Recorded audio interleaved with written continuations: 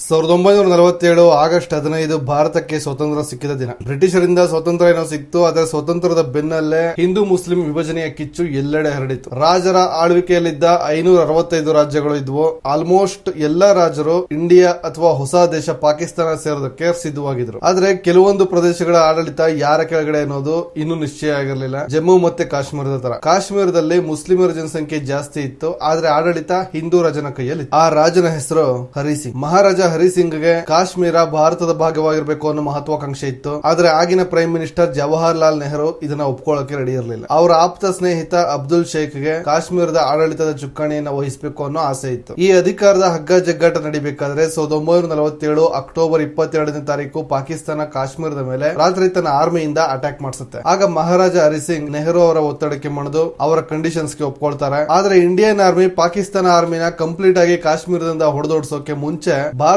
ಸರ್ಕಾರ United Nations seize fire proposal ನ accept ಮಾಡಿಕೊಂಡು ಪಾಕಿಸ್ತಾನದ ಜೊತೆ ಯುದ್ಧವನ್ನು ನಿಲ್ಲಿಸುತ್ತೆ. ಅದರ ಫಲಿತಾಂಶವಾಗಿ ಕಾಶ್ಮೀರದ 3/1 ಭಾಗ ಪಾಕಿಸ್ತಾನದ ಅಕ್ರಮ ಸ್ವಾಧೀನಕ್ಕೆ ಒಳಗಾಗುತ್ತೆ. ಪಾಕಿಸ್ತಾನ್ ಆಕ್ಯುಪೈಡ್ ಕಾಶ್ಮೀರ ಅಂತೀವಲ್ಲ ಅದೇ. ಪಾಕಿಸ್ತಾನದಲ್ಲಿ ಮೆಜಾರಿಟಿ ಮುಸ್ಲಿಮರಿದ್ದ ಕಾರಣ ಇದನ್ನೇ ಅಡ್ವಾಂಟೇಜ್ ಆಗಿ ತಗೊಂಡು ಶೇಖ್ ಅಬ್ದುಲ್ಲಾ ಕಾಶ್ಮೀರಕ್ಕೆ ಕೇಂದ್ರ ಸರ್ಕಾರದಿಂದ ಪ್ರತ್ಯೇಕ ನಿಯಮಗಳನ್ನ ಡಿಮ್ಯಾಂಡ್ ಮಾಡ್ತಾರೆ. ಅದೇನಂದ್ರೆ ಕಾಶ್ಮೀರಕ್ಕೆ ಪ್ರತ್ಯೇಕ ಸಂವಿಧಾನ, ಪ್ರತ್ಯೇಕ ಪ್ರೈಮ್ ಮಿನಿಸ್ಟರ್ ಮತ್ತೆ ಪ್ರತ್ಯೇಕವಾದ ಬಾವುಟ. ಭಾರತೀಯರಿಗೆ ಗೊತ್ತಿಲ್ಲದಂತೆ ಭಾರತದಲ್ಲೇ ಇದ್ದ ಕಾಶ್ಮೀರ ಒಂದು ಬೇರೆ ದೇಶವಾಗಿ ಮಾರ್ಪಾಡಾಗುತ್ತೆ. ಅದಕ್ಕೋಸ್ಕರ ಸೆಂಟ್ರಲ್ ಗವರ್ಮೆಂಟ್ ಇಂದ ಪಾಸ್ ಆದ ಬಿಲ್ ಆರ್ಟಿಕಲ್ 370. ಈ ಆರ್ಟಿಕಲ್ 370 ನ ಅಸ್ತ್ರವಾಗಿ ಬಳಸಿಕೊಂಡ ಕಾಶ್ಮೀರಿ ಮುಸ್ಲಿಮ್ಸ್, ಪ್ರತ್ಯೇಕವಾದಿಗಳು, ಪಾಕಿಸ್ತಾನಿಗಳು ಮತ್ತೆ ಟೆರರಿಸ್ಟ್ ಗಳು ಕಾಶ್ಮೀರವನ್ನ ಸಂಪೂರ್ಣವಾಗಿ ಭಾರತದ ತೆಕ್ಕೆಯಿಂದ ಬಿಡಿಸೋಕೆ ಬೇಕಾದಷ್ಟು ಪ್ರಯತ್ನಗಳನ್ನ ಮಾಡ್ತಾರೆ. ಯುದ್ಧ, ಜಿಹಾದ್ ಇಂದ ಹಿಡಿದು ಕಾಶ್ಮೀರಿ ಪಂಡಿತರನ್ನ ಭೀಕರವಾಗಿ ಹತ್ಯೆ ಮಾಡಿ ಭಯ ಹುಟ್ಟಿಸಿ ಅಲ್ಲಿಂದ 5 ಲಕ್ಷ ಪಂಡಿತರನ್ನ ಓಡಿಸ್ತಾರೆ. ಈಗ 2015ಕ್ಕೆ ಬಂದ್ರೆ ಸೋಷಿಯಲ್ ಮೀಡಿಯಾ ಈ ಹಳೆ ದಾಂಧಲೆಗೆ ಹೊಸ ರೂಪ ಕೊಡುತ್ತೆ. ಬುರಾನ್ ವಾನಿ ಅನ್ನೋ ಒಬ್ಬ ಮುಜಾಹಿದೀನ್ ಕಾಶ್ಮೀರಕ್ಕೆ ಸ್ವತಂತ್ರ ಬೇಕು ಅಂತ ವಿಡಿಯೋ ಮಾಡಿ ಆ ವಿಡಿಯೋ ಕಾಶ್ಮೀರದ ಯುವಕರ ಗಮನ ಸೆಳೆಯುತ್ತೆ. ವಿಡಿಯೋ ವೈರಲ್ ಆಗುತ್ತೆ.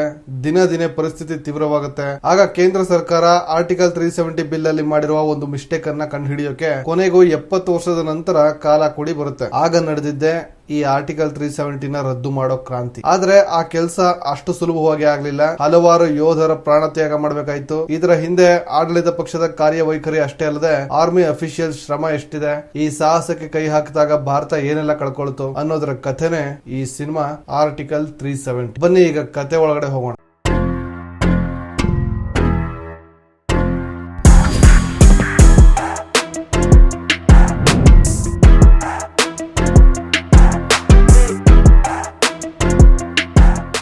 ಇದು ಜಮ್ಮು ಕಾಶ್ಮೀರದ ಶ್ರೀನಗರ. 2016 8 ಜುಲೈ ಒಬ್ಬ ಮುಸ್ಲಿಂ ಬ್ಯೂಟಿಷಿಯನ್ ಹಿಜಾಬ್ ಹಾಕೊಂಡು ಹೋಗ್ತಿರ್ತಾಳೆ. ಸೀದಾ ಸಾದಿಯಾ ಅನ್ನೋಳ ಮನೆಗೆ ಹೋಗಿ, ನಾನು ಜಮ್ ಪಾರ್ಲರ್ ಇಂದ ಬಂದಿದ್ದೀನಿ, ಸಾದಿಯಾ ಅನ್ನೋರು ಪೆಡಿಕ್ಯೂರ್ ಸೆಷನ್ ಗೆ ಸ್ಲಾಟ್ ಬುಕ್ ಮಾಡಿದ್ದಾರೆ, ಅದಕ್ಕೋಸ್ಕರ ಬಂದಿದ್ದೀನಿ ಅಂತ ಹೇಳ್ತಾಳೆ. ಸಾದಿಯಾ ಅಮ್ಮ ಅವಳು ಮೇಲಿದ್ದಾಳೆ ಅಂತ ಹೇಳಿ ಮಗಳ ಹತ್ರ ಕಳಿಸ್ತಾರೆ. ಸಾದಿಯಾ ಪೆಡಿಕ್ಯೂರ್ ಮಾಡಿಸ್ಕೊಳ್ಬೇಕಾದ್ರೆ ಯಾವಾಗ್ಲೂ ಬರ್ತಿದ್ದ ರುಕ್ಸರ್ ಯಾಕೆ ಬಂದಿಲ್ಲ ಅಂತ ಕೇಳ್ತಾಳೆ. ಈದ್ ಹತ್ರ ಇರೋದ್ರಿಂದ ರುಕ್ಸರ್ ತುಂಬಾ ಬ್ಯುಸಿ ಆಗಿದ್ದಾಳೆ, ಅದಕ್ಕೆ ನಾನ್ ಬಂದೆ. ಒಂದಷ್ಟು ಹೊಸ ಟ್ರೆಂಡಿಂಗ್ ನೈಲ್ ಪಾಲಿಶ್ ಡಿಸೈನ್ಸ್ ಇದೆ, ಫೋಟೋಸ್ ನೋಡಿ ನಿಮಗೆ ಯಾವ್ದು ಸೆಲೆಕ್ಟ್ ಆಗುತ್ತೆ ಅದನ್ನ ಮಾಡೋಣ ಅಂತ ಮೊಬೈಲ್ ಕೊಡ್ತಾಳೆ. ಸಾದಿಯಾ ಆ ಫೋಟೋಸ್ ನ ಸ್ವೈಪ್ ಮಾಡ್ತಾ ನೋಡ್ತಿರ್ಬೇಕಾದ್ರೆ ಅದರಲ್ಲಿ ಸಾದಿಯಾ ಅವನ ಬಾಯ್ ಫ್ರೆಂಡ್ ಜೊತೆ ಮಾತಾಡ್ತಿರೋ ಫೋಟೋ ಇರುತ್ತೆ. ತಕ್ಷಣ ಅದನ್ನ ನೋಡಿ ಗಾಬರಿಯಾಗಿ ಕಾಲ್ ಹಿಡ್ಕೊಳ್ಳೋಕೆ ಪ್ರಯತ್ನ ಪಟ್ಟಾಗ ಅವಳ ಕಾಲ್ನ ಹಾಗೆ ಹಿಡ್ಕೋತಾಳೆ. ಅಷ್ಟರಲ್ಲಿ ಅವರಮ್ಮ ಬಂದು ಬಿಸಿನೀರ್ ಕೊಟ್ಟು ಹೋಗ್ತಾರೆ. ಸಾದಿಯಾ ಅಂತೂ ತುಂಬಾ ಹೆದರಿದಾಳೆ. ಅವರಮ್ಮ ಹೋದ್ಮೇಲೆ ಯಾರ್ ನೀವು ಅಂತ ಕೇಳ್ತಾಳೆ. ಆಮೇಲೆ ಹೇಳ್ತೀನಿ, ಹಾಗೆ ಸ್ವೈಪ್ ಮಾಡ್ತಾ ಹೋಗು, ಇನ್ನೊಂದಷ್ಟು ಫೋಟೋಸ್ ಇದಾವೆ ಅಂತ ಹೇಳ್ತಾಳೆ. ಸಾದಿಯಾ ಮತ್ತಷ್ಟು ಫೋಟೋಸ್ ನೋಡಿ ಹೆದರ್ತಾಳೆ. ಆಗ ಹೀಗೆ ಆಂಕ್ಲೆಟ್ ತುಂಬಾ ಚೆನ್ನಾಗಿದೆ, ಆದ್ರೆ ಇದು ಕಾಶ್ಮೀರದಲ್ಲಿ ಸಿಗಲ್ಲ, ಇದು ಸಿಗೋದು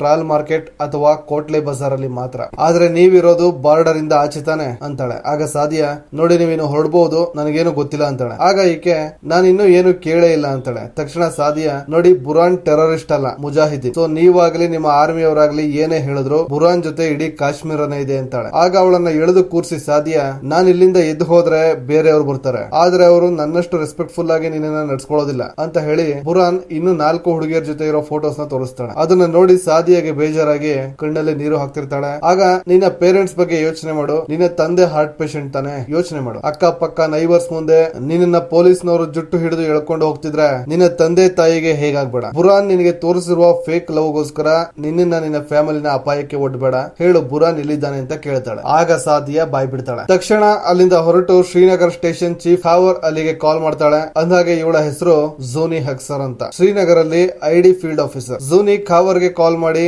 ಬುರಾನ್ ಸಂಜೆ 6:30ಕ್ಕೆ ಕೋಕರ್ನಾಗ್ಗೆ ಬರ್ತಾನೆ ಅಂತ ಇನ್ಫಾರ್ಮೇಶನ್ ಸಿಕ್ಕಿದೆ, ನಾವೀಗಲೇ ಆಕ್ಷನ್ ತಗೋಬೇಕು ಅಂತ ಹೇಳಿದಾಗ ಖಾವರ್, ಜೂನಿ ಇದು ಟ್ರ್ಯಾಪ್ ಕೂಡ ಆಗಿರಬಹುದು, ಸ್ವಲ್ಪ ತಡಿ, ನಾನು ಜಿಬ್ರಿಲ್ ಇಂದ ಕನ್ಫರ್ಮೇಶನ್ ತಗೊಳ್ತೀನಿ ಅಂತ ಹೇಳಿ 2 ನಿಮಿಷ ಬಿಟ್ಟು ಕಾಲ್ ಬ್ಯಾಕ್ ಮಾಡಿ ಜಿಬ್ರಿಲ್ ಕಾಲ್ ಗೆ ಸಿಗ್ತಿಲ್ಲ, ಸೊ ಏನು ಆಕ್ಷನ್ ತಗೋಬೇಡ, ರಿಮೈನ್ ಸ್ಟ್ಯಾಂಡ್ ಬೈ ಅಂತ ಹೇಳ್ತಾನೆ. ಆಗ ಡಿಸಪಾಯಿಂಟ್ ಆದ ಜೂನಿ ಖಾವರ್ ಪರ್ಮಿಷನ್ ಇಲ್ಲ ಅಂದ್ರು ತಕ್ಷಣ CRPF ಡೆಪ್ಯೂಟಿ ಕಮಾಂಡೆಂಟ್ ಆದ ಯಶ್ ಚೌಹಾನ್ ಗೆ ಕಾಲ್ ಮಾಡಿ ಬುರಾನ್ ಎನ್ಕೌಂಟರ್ ಆಪರೇಷನ್ ಗೆ ಕಾಲ್ ಕೊಡ್ತಾಳೆ. ಯಶ್ ಚೌಹಾನ್ ಟೀಮ್ ಕರ್ಕೊಂಡು ಬಂದು ಪ್ಲಾನ್ ಮಾಡ್ತಾನೆ. ಜೂನಿ ಈದ್ ಹಬ್ಬ ಇರೋದ್ರಿಂದ ಒಳಗಡೆ 20-25 ಜನ ಇರಬಹುದು, ಹೆಂಗಸರು ಮತ್ತೆ ಮಕ್ಕಳು ಕೂಡ ಇರ್ತಾರೆ ಅಂತ ಇನ್ಫಾರ್ಮೇಶನ್ ಕೊಡ್ತಾಳೆ. ಆಗ ಯಶ್ ಚೌಹಾನ್ ತನ್ನ ಟೀಮ್ ಗೆ ಪ್ಲಾನ್ ಇನ್ಸ್ಟ್ರಕ್ಷನ್ಸ್ ಕೊಡುವಾಗ ಜೂನಿ ಮೊಬೈಲ್ ಅಲ್ಲಿ ಖಾವರ್ ಕಾಲ್ ಬರ್ತಿರೋದನ್ನ ನೋಡ್ತಾನೆ, ಆದ್ರೆ ಜೂನಿ ಕಾಲ್ ಪಿಕ್ ಮಾಡ್ತಿರೋದಿಲ್ಲ. ಆಗ ಹಾಗಿದ್ರೆ ನಿನಗೆ ಖಾವರ್ ಸರ್ ಪರ್ಮಿಷನ್ ಸಿಕ್ಕಿಲ್ವಾ ಅಂತ ಕೇಳ್ತಾನೆ. ಅದಕ್ಕೆ ನೋಡು ಚೌಹಾನ್, ಈಗಾಗಲೇ ಬುರ್ಹಾನ್ ನಮ್ಮಿಂದ 2 ಸಲ ತಪ್ಪಿಸ್ಕೊಂಡಿದ್ದಾನೆ, ಈಗ ಸಿಕ್ಕಿರೋ ಚಾನ್ಸ್ ನ ಕಳ್ಕೊಳ್ಳೋದು ಬೇಡ ಅಂತ ಕನ್ವಿನ್ಸ್ ಮಾಡಿ ಆಪರೇಷನ್ ಗೆ ಮುಂದಾಗ್ತಾರೆ. ಮನೆಗೆ ಎಂಟ್ರಿ ಆದ ಟೀಮ್ ಗೆ ಮೊದಲು ಹೆಂಗಸರು ಸಿಗ್ತಾರೆ. ಅವರು ಹೆದರ್ಕೊಂಡಾಗ ಕಿರ್ಚ್ಬೇಡಿ, ನಿಮ್ಗೆ ಏನು ಮಾಡಲ್ಲ ಅಂತ ಸಮಾಧಾನ ಮಾಡಿ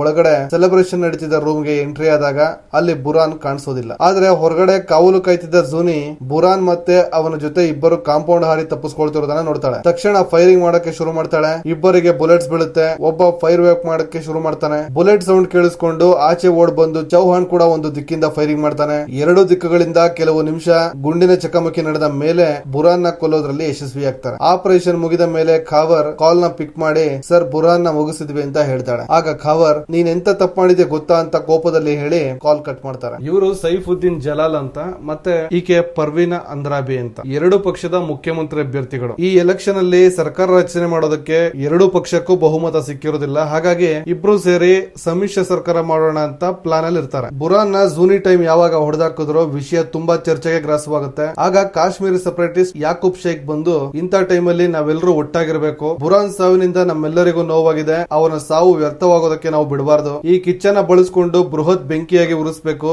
ಈ ಕೋಪದ ಬಿಸಿನ ನಮ್ಮ ಕಮ್ಯುನಿಟಿ ಅವರಲ್ಲಿ ನಾವು ಹಾಗೆ ಮೇಂಟೈನ್ ಮಾಡಿದ್ರೆ ನಮಗೆ ಸ್ವಾತಂತ್ರ್ಯ ಸಿಗೋ ಸಾಧ್ಯತೆ ಜಾಸ್ತಿ ಇರುತ್ತೆ. ವಿಷಯ ಇನ್ನೂ ಜಾಸ್ತಿ ಸ್ಪ್ರೆಡ್ ಆಗಿಲ್ಲ, ಇದು ಒಳ್ಳೆ ಅವಕಾಶ. ನ್ಯೂಸ್ ನರೇಟಿವ್ಸ್ ಹೇಗೆ ಬರಬೇಕು ಅನ್ನೋದನ್ನ ನಾವು ಡಿಸೈಡ್ ಮಾಡಬೇಕು. ಇಲ್ಲಿಂದ ಆಚೆಗೆ ಪ್ರತಿ ಬುಧವಾರ ನಾವು ಹೊಸ ಕ್ಯಾಲೆಂಡರ್ ನ ಹಂಚೋಣ, ದಿ ಸ್ಟ್ರೈಕ್ ಕ್ಯಾಲೆಂಡರ್. ಆ ಕ್ಯಾಲೆಂಡರ್ ಅಲ್ಲಿ ಎಲ್ಲೆಲ್ಲಿ ನಮ್ಮ ಮಸೀದಿಗಳಿವೆ ಅನ್ನೋದನ್ನ ಮೆನ್ಷನ್ ಮಾಡೋಣ. ಅಲ್ಲಿ ಪಾಕಿಸ್ತಾನದ ರಾಷ್ಟ್ರಗೀತೆ ಹಾಡಬೇಕು, ಪ್ರತಿದಿನ ಇಂಡಿಯನ್ ಸೋಲ್ಜರ್ಸ್ ಮೇಲೆ ಕಲ್ಲು ತೂರಾಟ ಆಗಬೇಕು. ಈ ಕೆಲಸಕ್ಕೆ ಚಿಕ್ಕವರಿಂದ ದೊಡ್ಡವರವರೆಗೂ ಹಣ ಹಂಚಿ ಇಂಡಿಯನ್ ಆರ್ಮಿ ಅವರಿಗೆ ಬಿಡುವೆ ಸಿಗಬಾರದು. ಬುರಾನ್ ಪ್ರಾಣತ್ಯಾಗ ವ್ಯರ್ಥ ಆಗೋದಕ್ಕೆ ಬಿಡಬಾರದು. ಅವನ ಅಂತ್ಯ ಸಂಸ್ಕಾರದ ದಿನಾಂಕವನ್ನ ಗೋಲ್ಡನ್ ಲೆಟರ್ಸ್ ಅಲ್ಲಿ ಬರ್ಸೋಣ. ಬುರಾನ್ ಕೇವಲ ಮುಜಾಹಿದೀನ್ ಅಷ್ಟೇ ಅಲ್ಲ, ಒಬ್ಬ ಸಾಮಾನ್ಯ ಹೆಡ್ ಮಾಸ್ಟರ್ ಮಗ. ಆ ಸಿಂಪತಿನ ನಾವು ಅಡ್ವಾಂಟೇಜ್ ಆಗಿ ಮಾಡ್ಕೋಬೇಕು. ಇಲ್ಲಿ ನಡೆಯೋ ಬೆಳವಣಿಗೆಗಳು ಎಲ್ಲ ಜನರ ಮೊಬೈಲ್ ಗಳಿಗೆ ತಲುಪಬೇಕು. ಈ ಸ್ವಾತಂತ್ರ್ಯ ಚಳವಳಿಗೆ ನಮ್ಮ ಮುಂದಿನ ಕಮಾಂಡರ್ ಒಬ್ಬ ಹೊಸ ಬುರಾನ್. ಅವನು ಇಡೀ ಪ್ರಪಂಚದ ಮುಂದೆ ಭಾರತದ ವಿರುದ್ಧ ಯುದ್ಧ ಘೋಷಣೆ ಮಾಡ್ತಾನೆ ಅಂತ ಹೇಳಿ ಈ ಕೆಲಸಕ್ಕೆ ಜಾಕಿರ್ ನಾಯ್ಕ್ ಅನ್ನೋನ್ನ ನೇಮಿಸ್ತಾನೆ. ಈ ಜಾಕಿರ್ ನಾಯ್ಕ್ ಜನಗಳನ್ನ ಸೇರಿಸಿ ಪ್ರಚೋದನೆ ಮಾಡೋ ರೀತಿ ಭಾಷಣ ಮಾಡ್ತಾನೆ. ಇಂಡಿಯನ್ ಆರ್ಮಿ ನಮ್ಮನ್ನ ಹೇಗೆಲ್ಲ ನಡ್ಸ್ಕೊಳ್ತಿದ್ದಾರೆ, ನಮಗಾದ ನಷ್ಟಗಳಿಗೆ ಅವ್ರು ಬೆಲೆ ತರಲೇಬೇಕು, ಇದು ರಕ್ತ ನೋಡದೆ ಆಗೋ ಕೆಲಸ ಅಲ್ಲ. ನಮ್ಮ ಒಬ್ಬ ಬುರಾನ್ ನೀವು ಕಿತ್ಕೊಂಡಿರ್ಬೋದು, ಆದ್ರೆ ಪ್ರತಿ ಮನೆಯಲ್ಲೂ ಒಬ್ಬೊಬ್ಬ ಬುರಾನ್ ಇರ್ತಾನೆ, ಅವ್ರನ್ನೆಲ್ಲ ನಿಮ್ಮಿಂದ ನಾಶ ಮಾಡೋಕ್ಕಾಗಲ್ಲ. ಬುರಾನ್ ಪ್ರಾಣತ್ಯಾಗ ವ್ಯರ್ಥ ಆಗೋಕೆ ನಾವು ಬಿಡೋದಿಲ್ಲ. ಕಾಶ್ಮೀರ ಯಾವತ್ತಿದ್ರು ಪಾಕಿಸ್ತಾನಕ್ಕೆ ಸೇರಿದ್ದು ಅಂತ ಹೇಳಿ ಎಲ್ಲರಿಗೂ ಅಹಿಂಸೆಗೆ ಪ್ರಚೋದನೆ ಕೊಡ್ತಾನೆ. ಇದರ ಪರಿಣಾಮ ಇಡೀ ಕಾಶ್ಮೀರದಲ್ಲಿ ಹಿಂಸಾತ್ಮಕವಾದ ಕಲ್ಲು ತೂರಾಟ, ಎಲ್ಲಿಂದರಲ್ಲಿ ಬೆಂಕಿ ಹಚ್ಚೋದು, ಈ ರೀತಿಯ ಗಲಾಟೆಗಳು ತಾರಕಕ್ಕೇರ್ತವೆ. ಇಂಥ ಹಿಂಸಾತ್ಮಕ ಚಳವಳಿ ಕಳೆದ 2 ದಶಕಗಳಿಂದ ಕಾಶ್ಮೀರದಲ್ಲಿ ನಡೆದಿರಲಿಲ್ಲ ಅಂತ ನ್ಯೂಸ್ ಅಲ್ಲಿ ರಿಪೋರ್ಟ್ ಆಗುತ್ತೆ. ಆಗ ಜೂನಿ ಅಕ್ಸರ್ ನ ಇಂಟೆಲಿಜೆನ್ಸ್ ಡಿವಿಷನ್ ಆಫೀಸ್ ಗೆ ಕರೆದು ಈ ಆಪರೇಷನ್ ಗೆ ನಿಮಗೆ ಅಥಾರಿಟಿ ಕೊಟ್ಟಿದ್ಯಾರೋ, ಇದಕ್ಕೆ ಖಾವರ್ ಸರ್ ಒಪ್ಪಿಗೆ ಇತ್ತ, ಈ ಘಟನೆಯಿಂದ ಮತ್ತೆ ಎಷ್ಟು ಟೆರರಿಸ್ಟ್ ಗಳು ಉದ್ಭವ ಆಗ್ತಾರೆ ಅಂತ ಗೊತ್ತಾ ಅಂತೆಲ್ಲ ಪ್ರಶ್ನೆ ಮಾಡ್ತಾರೆ. ಆಗ ಜೂನಿ, ಸರ್ ನಾವು ಬುರಾನ್ ನ ಮಾತ್ರ ಟಾರ್ಗೆಟ್ ಮಾಡಿದ್ದು, ಅವನ ಮನೆಯಲ್ಲಿ ಹೆಂಗಸರು ಮಕ್ಕಳು ಎಷ್ಟು ಜನ ಇದ್ರು, ಒಬ್ಬ ಇನ್ನೋಸೆಂಟ್ ಪ್ರಾಣ ಕೂಡ ಹೋಗ್ಲಿಲ್ಲ, ಅಷ್ಟು ನೀಟಾಗಿ ಆಪರೇಷನ್ ಮುಗಿಸಿದ್ದೀವಿ ಅಂತಾಳೆ. ಆಗ ಖಾವರ್, ನೀನು ಕೇವಲ ಬುರಾನ್ ನ ಕೊಂದಿಲ್ಲ, ಅವನಿಗೆ ವೀರ ಮರಣ ಕೊಟ್ಟಿದೀಯ. ಕಾಶ್ಮೀರಕ್ಕೆ ಅದರದೇ ಆದಂತ ಸರ್ಕಾರ, ಅದರದೇ ಬೇರೆ ನಿಯಮಗಳಿವೆ, ನಿನಗೆ ಇದನ್ನೆಲ್ಲ ಹೊಸದಾಗಿ ಹೇಳ್ಕೊಡ್ಬೇಕಾ? ನಿಮಗೆ ನಮ್ಮ ಚೈನ್ ಆಫ್ ಕಮಾಂಡ್ ಮೇಲೆ ಗೌರವ ಇಲ್ಲ, ನನ್ನ ಮಾತನ್ನ ಮೀರಿ ಕೆಲಸ ಮಾಡಿದಿರಾ, ಯಾವುದೇ ಅಪ್ರೂವಲ್ ತಗೊಳ್ಳದೆ ಸೆಕ್ಯೂರಿಟಿ ಫೋರ್ಸಸ್ ನ ಈ ಆಪರೇಷನ್ಸ್ ಗೆ ಯೂಸ್ ಮಾಡಿದಿರಾ. ನಿಮ್ಮ ಅಹಂಕಾರ ಮತ್ತೆ ಮೊಂಡುತನದಿಂದ ಇಷ್ಟು ದಿನದ ಪರಿಶ್ರಮ, ಮಾತುಕತೆಗಳು, ಶಾಂತಿ ಎಲ್ಲ ಹೊಳೆಯಲ್ಲಿ ಹೋಮ ತೊಳೆದ ಹಾಗೆ ಆಗೋಯ್ತು. ಇವತ್ತು ಕಾಶ್ಮೀರ ಹತ್ತಿ ಉರಿತಿರೋದು ನಿನ್ನಿಂದ, ಇದಕ್ಕೆಲ್ಲ ನೀವು ಅಷ್ಟೇ ಜವಾಬ್ದಾರಿ. ಹಾಗಾಗಿ ನಿಮ್ಮನ್ನ ಇಮಿಡಿಯೇಟ್ ಆಗಿ ಡೆಲ್ಲಿಗೆ ಟ್ರಾನ್ಸ್ಫರ್ ಮಾಡ್ತಿದೀವಿ ಅಂದ್ಬಿಡ್ತಾರೆ. ಆ ಬೇಜಾರಲ್ಲಿ ಜೂನಿ ತನ್ನ ತಂದೆ ಶವ ಸಿಕ್ಕ ಕೆರೆ ಮುಂದೆ ಕೂತ್ಕೊಂಡು ತಂದೆಯ ಸಾವನ್ನ ನೆನಪಿಸಿಕೊಂಡು ದುಃಖಕ್ಕೊಳಗಾಗ್ತಾರೆ. ಇವರ ಹೆಸರು ರಾಜೇಶ್ವರಿ ಸ್ವಾಮಿನಾಥನ್. PMO ಆಫೀಸ್ ಅಲ್ಲಿ ಜಾಯಿಂಟ್ ಸೆಕ್ರೆಟರಿ. ರಾಜೇಶ್ವರಿ ಅವರು ಜಮ್ಮು ಕಾಶ್ಮೀರದ ಮಾಜಿ ಗವರ್ನರ್ ಆಗಿದ್ದ ಜಗನ್ ಮೋಹನ್ ಪಾಟೀಲ್ ಅವರನ್ನ ಗೌಪ್ಯವಾಗಿ ಭೇಟಿ ಮಾಡಿ ಅವರು ಏನ್ ವಿಷಯ ಅಂತ ಕೇಳಿದಾಗ ಆರ್ಟಿಕಲ್ 370 ಬಗ್ಗೆ ಮಾತಾಡಕ್ ಬಂದೆ ಸರ್, ನಿಮ್ಮ ಅವಧಿಯಲ್ಲಿ ನೀವು ಕೂಡ ಆರ್ಟಿಕಲ್ 370 ರದ್ದು ಮಾಡೋದಕ್ಕೆ ಪ್ರಯತ್ನ ಪಟ್ಟಿದ್ರಿ, ಆದ್ರೆ ಆಗಿರ್ಲಿಲ್ಲ, ಆದ್ರೆ ಈ ಸಲ ಅದನ್ನ ಯಶಸ್ವಿಗೊಳಿಸಬಹುದು ಅಂತ ನನಗೆ ಅನಿಸ್ತಿದೆ ಅಂತ ಹೇಳ್ತಾರೆ. ಆಗ ಜಗಮೋಹನ್ ಪಾಟೀಲ್ ಆರ್ಟಿಕಲ್ 370 ಒಂದು ಟೆಂಪರರಿ ಪ್ರಾವಿಷನ್. ಕಾಶ್ಮೀರದಲ್ಲಿ ಇದಕ್ಕೆ ಯಾವುದೇ ಲೋಕಲ್ ಪಾರ್ಟಿ ಬೆಂಬಲ ತಗೊಳ್ಳೋದು ಅಸಾಧ್ಯ. ಇದು ಕುಳಿದಿರೋದು ಒಂದೇ ದಾರಿ, ಸೆಂಟ್ರಲ್ ಗವರ್ಮೆಂಟ್ ಇಂದ ಹೊಸ ಕಾನೂನು ತರಬೇಕು. ನಿಮಗೆ ಗೊತ್ತಿದೆಯಲ್ಲ, ಕಳೆದ 70 ವರ್ಷಗಳಿಂದ ಕಾಶ್ಮೀರದ ಜನರಿಗೆ ಆರ್ಟಿಕಲ್ 370 ಅನ್ನ ಅವರ ಧರ್ಮದ ಜೊತೆ ಲಿಂಕ್ ಮಾಡಿ ಆಟ ಆಡಿದ್ದಾರೆ. ಆರ್ಟಿಕಲ್ 370 ನ ರದ್ದು ಮಾಡಿದ್ರೆ ಅವರ ಇಸ್ಲಾಂ ಧರ್ಮದ ಆಚರಣೆಗಳ ಹಕ್ಕನ್ನ ಕಿತ್ಕೊಂಡಂತೆ ಅಂತ ಅವರ ತಲೆಗೆ ತುಂಬಿಟ್ಟಿದ್ದಾರೆ. ಅವರ ಪ್ರಕಾರ ಆರ್ಟಿಕಲ್ 370 ರದ್ದು ಆದ್ರೆ ಇಸ್ಲಾಂ ಧರ್ಮದವರು ದಿನಕ್ಕೆ 5 ಬಾರಿ ನಮಾಜ್ ಮಾಡುವ ಹಾಗಿಲ್ವಂತೆ, ಮಸೀದಿಗಳೆಲ್ಲ ಮಂದಿರವಾಗಿ ಕನ್ವರ್ಟ್ ಆಗ್ಬಿಡ್ತವಂತೆ, ಬೇರೆ ಧರ್ಮದವರು ಅವರ ಹೆಣ್ಮಕ್ಳನ್ನ ಏನ್ ಬೇಕಾದ್ರೂ ಮಾಡಬಹುದು ಅಂತೆಲ್ಲ ನಂಬಿಸ್ಕೊಂಡು ಬಂದ್ಬಿಟ್ಟಿದ್ದಾರೆ ಅಂತ ಹೇಳ್ತಾರೆ. 15 ಜೂನ್ 2012ರಲ್ಲಿ ರಾಜೇಶ್ವರಿ ಅವರು NIA ಅಂತ ಒಂದು ಟೀಮ್ ರೆಡಿ ಮಾಡ್ತಾರೆ. NIA ಅಂದ್ರೆ ನ್ಯಾಷನಲ್ ಇನ್ವೆಸ್ಟಿಗೇಷನ್ ಏಜೆನ್ಸಿ ಅಂತ. ಕಾಶ್ಮೀರದ ಆನ್ ಗ್ರೌಂಡ್ ಎಕ್ಸ್ಪರ್ಟೈಸ್ ಆಗಿರೋ ದಿ ಬೆಸ್ಟ್ ಇಂಟೆಲಿಜೆನ್ಸ್ ಆಫೀಸರ್ಸ್, ದೇಶದ best financial experts, lawyers, CRPF, Jammu Kashmir police ಎಲ್ಲರನ್ನು ಟೀಮ್ ಮಾಡಬೇಕು ಅಂತ ಪ್ರೈಮ್ ಮಿನಿಸ್ಟರ್ ಇವರಿಗೆ ಟಾಸ್ಕ್ ಕೊಟ್ಟಿರ್ತಾರೆ. ಆಗ ರಾಜೇಶ್ವರಿ ಅವರ ಕಣ್ಣಿಗೆ ಬೀಳೋದೆ ಬುರಾನ್ ನ ಹತ್ಯೆ ಮಾಡಿದ ಜೂನಿ ಅಖ್ತರ್. ಈಗ ಪ್ರಿಪೇರ್ ಆಗೋ NIA ಟೀಮ್ ನ ಲೀಡ್ ಮಾಡೋದಕ್ಕೆ ಜೂನಿ ಅಖ್ತರ್ ಪರ್ಫೆಕ್ಟ್ ಕ್ಯಾಂಡಿಡೇಟ್ ಅಂತ ಡಿಸೈಡ್ ಮಾಡ್ತಾರೆ. ಸದ್ಯಕ್ಕೆ ಕಾಶ್ಮೀರದ ಮಾಜಿ ಮುಖ್ಯಮಂತ್ರಿ ಸಲಾಹುದ್ದೀನ್ ಜಲಾಲ್ಗೆ ಸೆಕ್ಯೂರಿಟಿ ಇನ್ಚಾರ್ಜ್ ಆಗಿ ನೇಮಕ ಆಗಿರ್ತಾರೆ. ಈ ಸಲಾಹುದ್ದೀನ್ ಜಲಾಲ್ ನ ಕಂಡ್ರೆ ಜೂನಿಗೆ ಆಗೋದಿಲ್ಲ, ಯಾಕಂದ್ರೆ ಜೂನಿ ತಂದೆಯ ಸಾವಿನ ಹಿಂದೆ ಇರೋದು ಇದೇ ಜಲಾಲ್. J&K ಬ್ಯಾಂಕ್ ಅಲ್ಲಿ ಜಲಾಲ್ ಮಾಡಿದ ಸ್ಕ್ಯಾಮ್ ಗೆ ಇವರ ತಂದೆ ಬಲಿಯಾಗಿರ್ತಾರೆ. ಅವರನ್ನ ಮರ್ಡರ್ ಮಾಡಿಸಿ ಅದನ್ನ ಸೂಸೈಡ್ ಅಂತ ಪೋರ್ಟ್ರೇ ಮಾಡಿರ್ತಾನೆ. ಆದ್ರೆ ಆರ್ಟಿಕಲ್ 370 ಇದ್ದಿದ್ರಿಂದ ಈ ಕೇಸ್ ಇನ್ವೆಸ್ಟಿಗೇಷನ್ ಆಗಿರಲ್ಲ, ಅಪರಾಧಿಗಳು ಸಿಕ್ಕಿಲ್ಲ ಅನ್ನೋದೇ ಅವಳ ಜೀವನದ ಒಂದು ದೊಡ್ಡ ಕೊರಗಾಗಿರುತ್ತೆ. ಒಂದು ದಿನ ಸಂಜೆ ಇದ್ದಕ್ಕಿದ್ದ ಹಾಗೆ ರಾಜೇಶ್ವರಿ ಸ್ವಾಮಿನಾಥನ್ ಅವರು ಜೂನಿ ಮನೆಗೆ ಅನ್ಅಫಿಷಿಯಲ್ ಆಗಿ ಬಂದು, ನಿನ್ನ ಸ್ವಂತ ಊರು ಕಾಶ್ಮೀರ ಅಲ್ವಾ, ನಿನ್ನ ಊರು ಫ್ಯಾಮಿಲಿನ ಮಿಸ್ ಮಾಡ್ಕೊಳಲ್ವಾ ಅಂತ ಕೇಳ್ತಾರೆ. ಜೂನಿ, ಮ್ಯಾಮ್ ಇಷ್ಟೊತ್ತಲ್ಲಿ ಬರೋದಕ್ಕೆ ಕಾರಣ ಏನು ಅಂತ ಕೇಳ್ತಾಳೆ. ಆಗ ರಾಜೇಶ್ವರಿ, ನೀನು ಕಾಶ್ಮೀರಕ್ಕೆ ಮರಳೋದಕ್ಕೆ ಅವಕಾಶ ಕಲ್ಪಿಸಿಕೊಡೋದಕ್ಕೆ ಅಂತ ಹೇಳ್ತಾರೆ. ಆಗ ಜೂನಿ, ನನಗೆ ಅಲ್ಲಿಗೆ ಹೋಗೋ ಯಾವ ಆಸಕ್ತಿನೂ ಇಲ್ಲ ಅಂತ ಹೇಳ್ತಾಳೆ. ಅದಕ್ಕೆ ರಾಜೇಶ್ವರಿ ಅವರು, ನಿಮ್ಮನ್ನ ಕಾಶ್ಮೀರಕ್ಕೆ ಕಳಿಸ್ತಿರೋದು ಖಾವರ್ ಕೆಳಗಡೆ ಕೆಲಸ ಮಾಡೋಕಲ್ಲ, ನೀವು NIA ಜೊತೆ ಕೆಲಸ ಮಾಡಬೇಕು. ಯಾವ ಪೊಲೀಸ್ಗೂ, ಐಡಿಗೂ, ಲೋಕಲ್ ಗವರ್ಮೆಂಟ್ ಗೂ ರಿಪೋರ್ಟ್ ಮಾಡೋ ಹಾಗಿಲ್ಲ. NIA ಅಲ್ಲಿ ನಿಮಗೆ ಫ್ರೀ ಹ್ಯಾಂಡ್ ಕೊಡ್ತಿದ್ದೀನಿ, ಡೈರೆಕ್ಟ್ ಆಗಿ ನನಗೆ ಮಾತ್ರ ರಿಪೋರ್ಟ್ ಮಾಡಬಹುದು. ನಿಮ್ಮದೇ ಸ್ವಂತ ಟೀಮ್ ಮಾಡ್ಕೊಂಡು ಕಾಶ್ಮೀರದಲ್ಲಿ ಬುರಾನ್ ಹತ್ಯೆ ಆದ್ಮೇಲೆ ನಡೀತಿರುವ ಹಿಂಸಾಚಾರನ ಕಂಟ್ರೋಲ್ ಮಾಡಬೇಕು ಅಂತ ಹೇಳ್ತಾರೆ. ಆಗ ಜೂನಿ, ಮೇಡಮ್ ನೀವು ನನ್ನನ್ನ ಕಾಶ್ಮೀರ್ಗೆ NIA ಆಫೀಸರ್ ಆಗಿ ಕಳಿಸಿದ್ರು, ID ಆಫೀಸರ್ ಆಗಿ ಕಳಿಸಿದ್ರು, ಅಷ್ಟೇ ಯಾಕೆ ಕಾಶ್ಮೀರದ CM ಆಗಿ ಕಳಿಸಿದ್ರು ಯಾವುದೇ ವ್ಯತ್ಯಾಸ ಆಗಲ್ಲ. ಟೆರರಿಸಂ ಅನ್ನೋದು ಬಿಸ್ನೆಸ್. ಅಮೆರಿಕ ಪಾಕಿಸ್ತಾನಕ್ಕೆ ಕೋಟ್ಯಾಂತರ ರೂಪಾಯಿನ ಕೊಟ್ಟು ಬಿನ್ ಲಾಡನ್ ಹುಡುಕೊಡಿ ಅಂತ ಕೇಳಿದ್ರೆ ಪಾಕಿಸ್ತಾನ ಹುಡುಕೋ ರೀತಿ ನಾಟಕ ಆಡುತ್ತೆ ಹೊರತು ಬಿನ್ ಲಾಡನ್ ಹುಡುಕಿ ಕೊಡೋದಿಲ್ಲ. ಆಗ ಮಾತ್ರ ಅಮೆರಿಕ ಮತ್ತಷ್ಟು ಫಂಡಿಂಗ್ ಮಾಡೋದನ್ನ ಕಂಟಿನ್ಯೂ ಮಾಡುತ್ತೆ. ಮೇಡಮ್ ಇದೇ ತರ ಕಾಶ್ಮೀರದಲ್ಲೂ ನಡೆಯೋದು. ನಮ್ಮ ದೇಶದಲ್ಲಿರೋ 29 ರಾಜ್ಯಗಳಲ್ಲಿ ಕಾಶ್ಮೀರ ಸೆಂಟ್ರಲ್ ಗವರ್ಮೆಂಟ್ ಇಂದ ಹೆಚ್ಚು ಹಣವನ್ನ ಶಾಂತಿ ಕಾಪಾಡಿಕೊಂಡು ಅಭಿವೃದ್ಧಿ ಮಾಡೋದಕ್ಕಾಗಿ ಪಡ್ಕೊಳ್ಳುತ್ತೆ. ಆದ್ರೆ ಪಾಪ್ಯುಲರ್ ಪೊಲಿಟಿಷಿಯನ್ಸ್, ಕರಪ್ಟೆಡ್ ಬ್ಯೂರೋಕ್ರೇಟ್, ದೊಡ್ಡ ದೊಡ್ಡ ಬಿಸ್ನೆಸ್ ಮ್ಯಾನ್ ಗಳು ಕಾಶ್ಮೀರದಲ್ಲಿ ಜನಗಳ ಮಧ್ಯೆ ಗಲಭೆ ಎಬ್ಬಿಸ್ತಾನೆ, ಅಭಿವೃದ್ಧಿ ಹೊಂದೋದಕ್ಕೆ ಅವಕಾಶ ಮಾಡಿಕೊಡದೆ ತಮ್ಮ ತಮ್ಮ ಜೇಬುಗಳನ್ನ ತುಂಬಿಸ್ಕೊಳ್ತಾರೆ. ಅವರೆಲ್ಲ ನಮಗೆ ಶಾಂತಿ ಬೇಕು ಅಂತ ನಾಟಕ ಆಡ್ತಾರೆ ಅಷ್ಟೇ, ಆದ್ರೆ ಅಶಾಂತಿ ಎಬ್ಬಿಸೋ ಕೆಲಸನೇ ಮಾಡೋದು. ಆರ್ಟಿಕಲ್ 370 ಇಂದ ಅವರು ಎಲ್ಲಾ ಇನ್ಸ್ಟಿಟ್ಯೂಷನ್ ಗಳನ್ನ ತಮ್ಮ ಕಂಟ್ರೋಲ್ ನಲ್ಲಿ ಇಟ್ಕೊಂಡಿದ್ದಾರೆ. ನಾವು ಎಷ್ಟೇ ಕೇಸ್ ಗಳನ್ನ ಹಾಕಲಿ, ಎಷ್ಟೇ ಎವಿಡೆನ್ಸ್ ಗಳನ್ನ ಕಲೆಕ್ಟ್ ಮಾಡ್ಲಿ, ಕಾಶ್ಮೀರಕ್ಕೆ ಇರೋ ಪ್ರತ್ಯೇಕ ಕಾನೂನು ಅವ್ರನ್ನೆಲ್ಲ ಕಾಪಾಡ್ತಾನೆ ಬಂದಿದೆ. ಒಬ್ಬರಿಗೂ ಶಿಕ್ಷೆ ಕೊಡ್ಸೋಕಾಗಲ್ಲ. ಇಡೀ ಸೊಸೈಟಿನೇ ಅವರ ಕಂಟ್ರೋಲ್ ಅಲ್ಲಿ ಇದೆ. ನನ್ನ ಒಬ್ಬ ಕ್ಲಾಸ್ಮೇಟ್ ಇದ್ದ, ಹೆಸರು ಶಿವಂ ಕುಮಾರ್ ಅಂತ. ತುಂಬಾ ಚೆನ್ನಾಗಿ ಓದ್ತಿದ್ದ, ಬ್ರಿಲಿಯಂಟ್ ಸ್ಟೂಡೆಂಟ್, ಸ್ಕೂಲ್ಗೆ ಟಾಪರ್. ಆದ್ರೆ ಅವನು ಇವಾಗ ಎಲ್ಲಿದ್ದಾನೆ ಗೊತ್ತಾ? ಹಬ್ಜಾ ಕದಲ್ ಅಲ್ಲಿ ಗೇಟ್ ಕೀಪರ್ ಆಗಿ ಕೆಲಸ ಮಾಡ್ತಿದ್ದಾನೆ. ಹಬ್ಜಾ ಕದಲ್ ಅಂದ್ರೆ ಒಂದು ಕಾಶ್ಮೀರದ ಫೇಮಸ್ ರೆಸ್ಟೋರೆಂಟ್. ಯಾಕಂದ್ರೆ ಆರ್ಟಿಕಲ್ 370 ಪರಿಶಿಷ್ಟ ಜಾತಿಯವರಿಗೆ ಗವರ್ಮೆಂಟ್ ಕೆಲಸ ಸಿಗದಿರೋ ಹಾಗೆ ತಡೆಯುತ್ತೆ. ಕಾಶ್ಮೀರದ ಹುಡುಗಿ ಬೇರೆ ಸ್ಟೇಟ್ ಹುಡುಗನ್ನ ಪ್ರೀತಿಸಿ ಮದುವೆ ಆದ್ರೆ ಅವಳ ಆಸ್ತಿ ಅಂತಸ್ತು ಎಲ್ಲ ಸರ್ಕಾರದಿಂದ ಜಪ್ತಿ ಆಗುತ್ತೆ. ಇನ್ನು ಕಾಶ್ಮೀರಿ ಪಂಡಿತರು ಹಿಂದೂಗಳ ಹಕ್ಕುಗಳ ಬಗ್ಗೆ ಕೇಳಲೇಬೇಡಿ, ನಿಮಗೆ ಗೊತ್ತಿದೆ. ಅದು ಹೇಗೆ ಮೇಡಮ್? ಬರೀ ಬಡವರ ಕೆಳವರ್ಗದವರ ಮಕ್ಕಳು ಮಾತ್ರ ಸ್ವತಂತ್ರ ಬೇಕು ಅಂತ ಹೋರಾಟಕ್ಕೆ ಇಳಿತಾರೆ, ಘೋಷಣೆಗಳನ್ನ ಕೂಗ್ತಾರೆ, ಕಲ್ಲುಗಳನ್ನ ಎಸಿತಾರೆ, ಗಲಾಟೆ ಮಾಡ್ತಾರೆ. ಆದ್ರೆ ಯಾಕೆ ಯಾವತ್ತು ಜಲಾಲ್ ಮತ್ತೆ ಪರ್ವೀನಾ ಅಂತವರ ಮಕ್ಕಳು, ಶ್ರೀಮಂತರ ಮಕ್ಕಳು, ಅವರೆಲ್ಲ ಫಾರಿನ್ ಸ್ಕೂಲ್ಗಳಲ್ಲಿ ಮಾತ್ರ ವಿದ್ಯಾಭ್ಯಾಸ ಮಾಡ್ಕೊಂಡಿರ್ತಾರೆ, ಒಳ್ಳೆ ಡಿಗ್ರಿ ತಗೋತಾರೆ, ಟಾಪ್ ಪೊಸಿಷನ್ಸ್ ಗೆ ಬರ್ತಾರೆ. ಮೇಡಮ್ ಇಲ್ಲಿ ಕರಪ್ಷನ್ ಅನ್ನೋದು ಇವರುಗಳ ರಕ್ತದಲ್ಲೇ ಸೇರ್ಕೊಂಡ್ ಬಿಟ್ಟಿದೆ. ಇವರುಗಳನ್ನ ನಾಶ ಮಾಡೋದು ಅಸಾಧ್ಯವಾದ ಮಾತು. ನಮ್ಮ ಒಳ್ಳೆ ಉದ್ದೇಶಗಳ ಮೇಲೆ ಎಷ್ಟೇ ಶ್ರಮ ಹಾಕಿದ್ರು ಎಲ್ಲಿವರೆಗೂ ಜಮ್ಮು ಕಾಶ್ಮೀರಕ್ಕೆ ಪ್ರತ್ಯೇಕ ಕಾನೂನು ಇರುತ್ತೋ ಅಲ್ಲಿವರೆಗೂ ಇವರ ಮೇಲೆ ಯಾವುದೇ ಆಕ್ಷನ್ ತಗೊಳಕ್ಕೆ ಆಗಲ್ಲ. ಅವರು ನಮ್ಮನ್ನ ಆರ್ಟಿಕಲ್ 370 ಟಚ್ ಮಾಡೋದಕ್ಕೆ ಬಿಡಲ್ಲ. ಕಾಶ್ಮೀರ ನಮಗೆ ಈಗಾಗಲೇ ಕಳೆದು ಹೋಗಿರೋ ವಿಷಯ, ಅದನ್ನ ಮರೆತು ಬಿಡೋದೇ ಒಳ್ಳೇದು ಮೇಡಮ್ ಅಂತ ಕಣ್ಣೀರು ಹಾಕ್ತಾಳೆ. ಇದನ್ನೆಲ್ಲ ಕೂಲಂಕುಷವಾಗಿ ಕೇಳಿಸಿಕೊಂಡ ರಾಜೇಶ್ವರಿ ಅವರು, ಒಂದು ವೇಳೆ ನಿನಗೆ ಬುರಾನ್ ಆಪರೇಷನ್ ನ ಮತ್ತೆ ಮಾಡೋದಕ್ಕೆ ಹೇಳಿದ್ರೆ ಯಾವ ತಪ್ಪನ್ನ ನೀನು ಮತ್ತೆ ಮಾಡೋದಿಲ್ಲ ಅಂತ ಕೇಳ್ತಾರೆ. ಅದಕ್ಕೆ ಜೂನಿ, ನಾನು ಮತ್ತೆ ಯಾವುದೇ ಕಾರಣಕ್ಕೂ ಬಾಡಿನ ಹಿಂದಿರುಗಿಸೋದಿಲ್ಲ ಅಂತ ಹೇಳ್ತಾಳೆ. ಈಗ ರಾಜೇಶ್ವರಿ ಅವರು ಜೂನ್ ವರೆಗೂ ವೆಯ್ಟ್ ಮಾಡು ಅಂತ ಹೇಳಿ ಹೋಗ್ತಾರೆ. ಈಗ ಜೂನ್ 20, 2018 ನ್ಯೂಸ್ ಅಲ್ಲಿ ಜಲಾಲ್ ಮತ್ತೆ ಪರ್ವೀನಾ ಅಂದ್ರಾಬಿ ಇಬ್ಬರ ನಡುವೆ ಕೆಲವು ವಿಷಯಗಳಲ್ಲಿ ಹೊಂದಾಣಿಕೆ ಆಗದೆ ಇರುವ ಕಾರಣ ಸಮ್ಮಿಶ್ರ ಸರ್ಕಾರದ ಯೋಜನೆ ವಿಫಲವಾಗಿದೆ ಅಂತ ಬರ್ತಿರುತ್ತೆ. ಅದೇ ಟೈಮ್ಗೆ ರಾಜೇಶ್ವರಿ ಜೂನಿಗೆ ಕಾಲ್ ಮಾಡಿ, ಇವತ್ತು ಸಂಜೆಯಿಂದಾನೇ ಕಾಶ್ಮೀರ ಗವರ್ನರ್ ಆಡಳಿತದ ಕೆಳಗಡೆ ಬರುತ್ತೆ, ಜಲಾಲ್ ಅಥವಾ ಪರ್ವೀನಾ ಇಬ್ಬರಿಗೂ ಅಧಿಕಾರ ಇರೋದಿಲ್ಲ, ನಾವು ಅಂದುಕೊಂಡಿರೋದನ್ನೆಲ್ಲ ಇಮಿಡಿಯೇಟ್ ಆಗಿ ಮಾಡ್ಬಿಡುವ ಕೊಡ್ಬೋದು ಅಂತ ಅಲ್ಲ, ಬಟ್ ಡೆಫಿನೆಟ್ಲಿ ಪಾಸಿಬಿಲಿಟೀಸ್ ಇದೆ. ನೀನು ರೆಡಿ ಇರು, NIA ಟೀಮ್ ನ ನಿನಗೆ ಪರಿಚಯ ಮಾಡಿಸ್ತೀನಿ ಅಂತ ಹೇಳ್ತಾರೆ. ಆಗ ಜೂನಿ, ಮೇಡಮ್ ನನಗೆ ಇನ್ನೂ ಇಬ್ಬರನ್ನ ಟೀಮ್ ಅಲ್ಲಿ ಸೇರಿಸ್ಕೊಳ್ಳಕ್ಕೆ ಪರ್ಮಿಷನ್ ಕೊಡಿ ಅಂತ ಕೇಳ್ತಾಳೆ. ರಾಜೇಶ್ವರಿ, ಸರಿ ನನಗೆ ಅವರ ಡೀಟೇಲ್ಸ್ ಕಳಿಸಿ ಅಂತ ಹೇಳಿ ಓಕೆ ಹೇಳ್ತಾರೆ. ಮಾರನೇ ದಿನ ರಾಜೇಶ್ವರಿ ಮತ್ತೆ ಜೂನಿ ಇಬ್ರು ಕಾಶ್ಮೀರ ತಲುಪ್ತಾರೆ. ಜೂನಿ ಈ ಸಲ ಕಾಶ್ಮೀರದಲ್ಲಿ ಫ್ಲೈಟ್ ಇಳಿದಾಗ ಏನೋ ಒಂದು ಹೊಸ ನಂಬಿಕೆಗಳು, ಉತ್ಸಾಹ, ಹುರುಪು ಅವಳ ಮುಖದಲ್ಲಿ ಕಾಣುತ್ತೆ. ರಾಜೇಶ್ವರಿ ಅವರು ಈ ಟಾಸ್ಕ್ ಗೆ ಮಾಡಿದ್ದ ಟೀಮ್ ಹೇಗಿರುತ್ತೆ ಅಂದ್ರೆ,